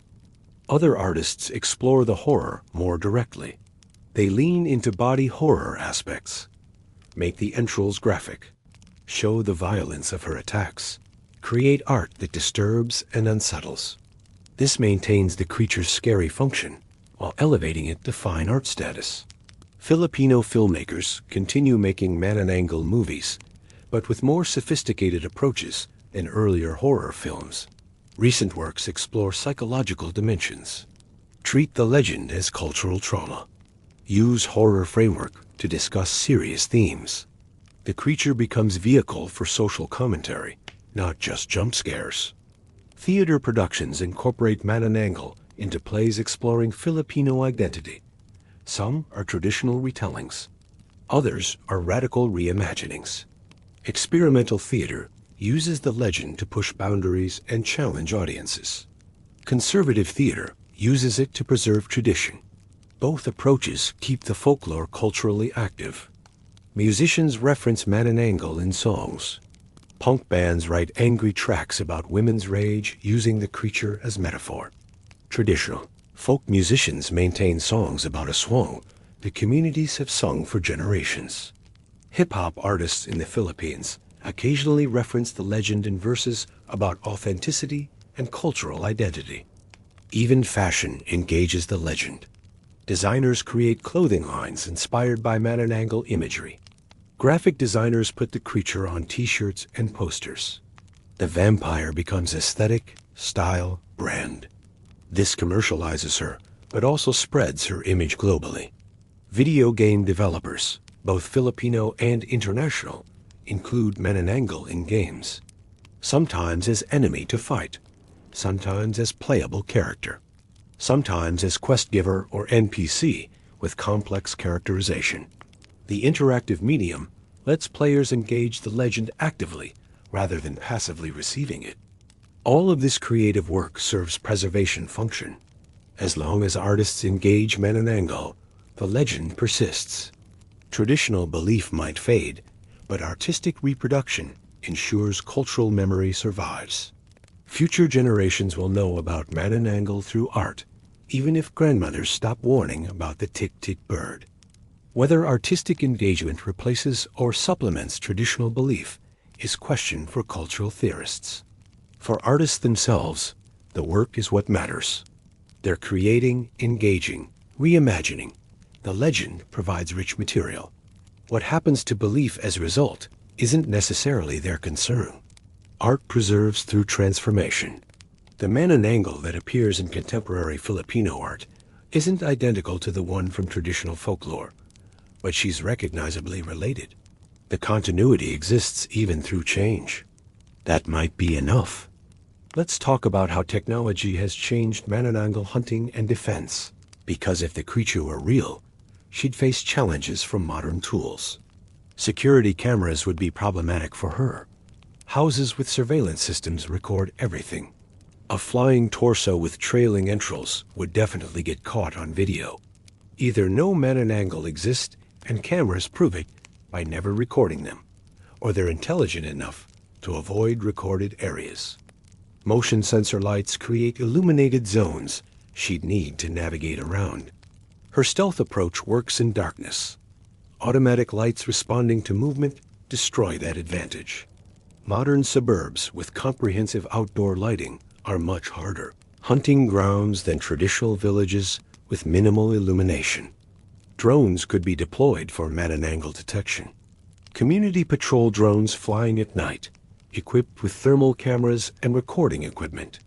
They'd spot flying humanoid heat signatures easily. either proving Manananggal exist or proving they don't by never finding them despite systematic search. The internet enables rapid information sharing. Alleged Manananggal attack gets reported on social media immediately. Everyone in the province knows within hours. Coordinates, time, description, photos, or video if available. This creates transparency that traditional oral communication networks couldn't match. Harder for the creature to hide when everyone's connected digitally. GPS tracking could be used on suspected Manananggal. If you think your neighbor transforms, put a tracker on her. Monitor her location at night. Does she stay home or move to locations consistent with hunting behavior? Modern surveillance technology makes certain types of traditional supernatural behavior detectable if they actually occur. Medical technology changes the calculus too. Fetal monitoring equipment can detect pregnancy complications immediately. If something is draining a fetus, medical devices would show distress in real time. Pregnant women connected to monitors are much harder to attack undetected. The feeding would trigger alarms immediately. Forensic science could examine bodies and find evidence. If the Manananggal's tongue leaves marks, microscopic analysis would reveal unusual characteristics. If her saliva contains anesthetic compounds, chemical analysis would detect them. Modern investigation techniques would identify supernatural attack vectors if they existed. All of this suggests that if Manananggal were real and operating as folklore describes, modern technology should have documented them by now. The fact that it hasn't is strong evidence against their existence. But believers could argue the creatures adapted. Maybe modern Manananggal avoid cameras. Maybe they've learned to detect drones and stay clear. Maybe they've become nocturnal hunters in areas without surveillance infrastructure. Intelligence and adaptation could explain why technology hasn't caught them. This is unfalsifiable reasoning, but it's not completely unreasonable. If you accept that supernatural creatures could exist, accepting that they could adapt to threats isn't much bigger leap. Humans adapted to changing conditions throughout history. Why couldn't sufficiently intelligent supernatural predators do the same? The technology argument cuts both ways. Either it proves Manananggal don't exist by failing to detect them, or it proves they're smart enough to avoid detection. Your interpretation depends on prior belief. Technology doesn't resolve the question, just changes the terrain of debate. Finally, let's discuss what the Manananggal legend reveals about human psychology and why humans create monsters like this. We need explanations for suffering. Pregnancy loss is devastating. If it's just biology, just bad luck, just random chance, that's almost unbearable. But if it's supernatural predation, that's comprehensible. Someone or something caused this. It's not meaningless. This psychological need drives supernatural belief across cultures. We need external threats to unite communities. Manananggal provides that. Everyone can agree she's dangerous. Everyone can cooperate against her. Shared fear creates social cohesion. This function explains why most cultures develop monster legends. They're social bonding mechanisms. We need to encode warnings in memorable forms. Don't sleep near open windows is good advice for various reasons: security, insects, weather exposure. Framing it as Manananggal will get you makes children remember and obey. The monster is a mnemonic device for practical wisdom. We need to process fear of female power. Women have mysterious biology from male perspective: pregnancy, birth, nursing. Women have social power through motherhood and family networks. This creates anxiety. The Manananggal externalizes that anxiety. She becomes the terrible mother, the evil feminine, the powerful woman who destroys rather than nurtures. The legend helps societies process complicated feelings about femininity. We need to understand the boundary between life and death. The Manananggal exists between animated but not alive, feeding on life to sustain undeath. This liminal state fascinates humans because we're obsessed with that boundary. What makes something alive versus dead? The monster embodies the question. We need horror that's both universal and culturally specific. Body horror is universal. Everyone understands visceral disgust at wrong biology. But the Manananggal is specifically Filipino through details. The tik-tik, the proboscis tongue, the salt and garlic defenses. This combination creates a monster that's globally comprehensible but locally rooted. Psychological anthropologists studying monster legends across cultures find similar patterns. Communities create supernatural threats that reflect their specific anxieties while following universal human patterns. The Manananggal is uniquely Filipino and utterly human simultaneously. This doesn't mean the legend is false because it serves psychological functions. Functional doesn't equal fictional. Maybe Manananggal really exists and the legend developed around genuine encounters. Maybe the legend came first and shaped interpretations of real events. Maybe both are true to some degree. Causality could run either direction. What's clear is that whether or not the creature physically exists, the legend exists psychologically. It lives in human minds and cultures. It serves functions. It persists because it's useful, scary, memorable, and meaningful. These are survival traits for folklore, just like physical traits help biological creatures survive. The Manananggal has survived centuries of cultural evolution because she's well adapted to human psychological needs. That's what makes her such a successful monster. She works. She resonates. She scares us in the right ways. She means things we need to process. Whether she's real in physical sense matters less than the fact that she's real in psychological and cultural sense. The legend is the thing, and the legend is definitely real. Thank you for joining me on this journey through one of Philippine folklore's darkest and most enduring legends. We've explored the Manananggal from every angle: biological, psychological, cultural, historical, and philosophical. We've examined what she represents, how communities respond to her, and why the legend persists despite modernization. The story continues. New generations encounter her through different media. New interpretations emerge. New believers and skeptics argue about her existence. The Manananggal evolves, adapts, survives, just like she always has. If you enjoyed this deep dive, subscribe for more folklore from around the world. Drop a comment about your own thoughts on Manananggal or your experiences with Filipino folklore. And if you're from the Philippines, stay safe out there. Keep your windows secured. Maintain your protections. And if you hear a clicking sound getting quieter, remember, that means it's getting closer. Sleep well, everyone. The night is long, and the tik-tik bird flies in the dark. But dawn always comes eventually, and she can't survive the sunrise. Rest well. Until next time.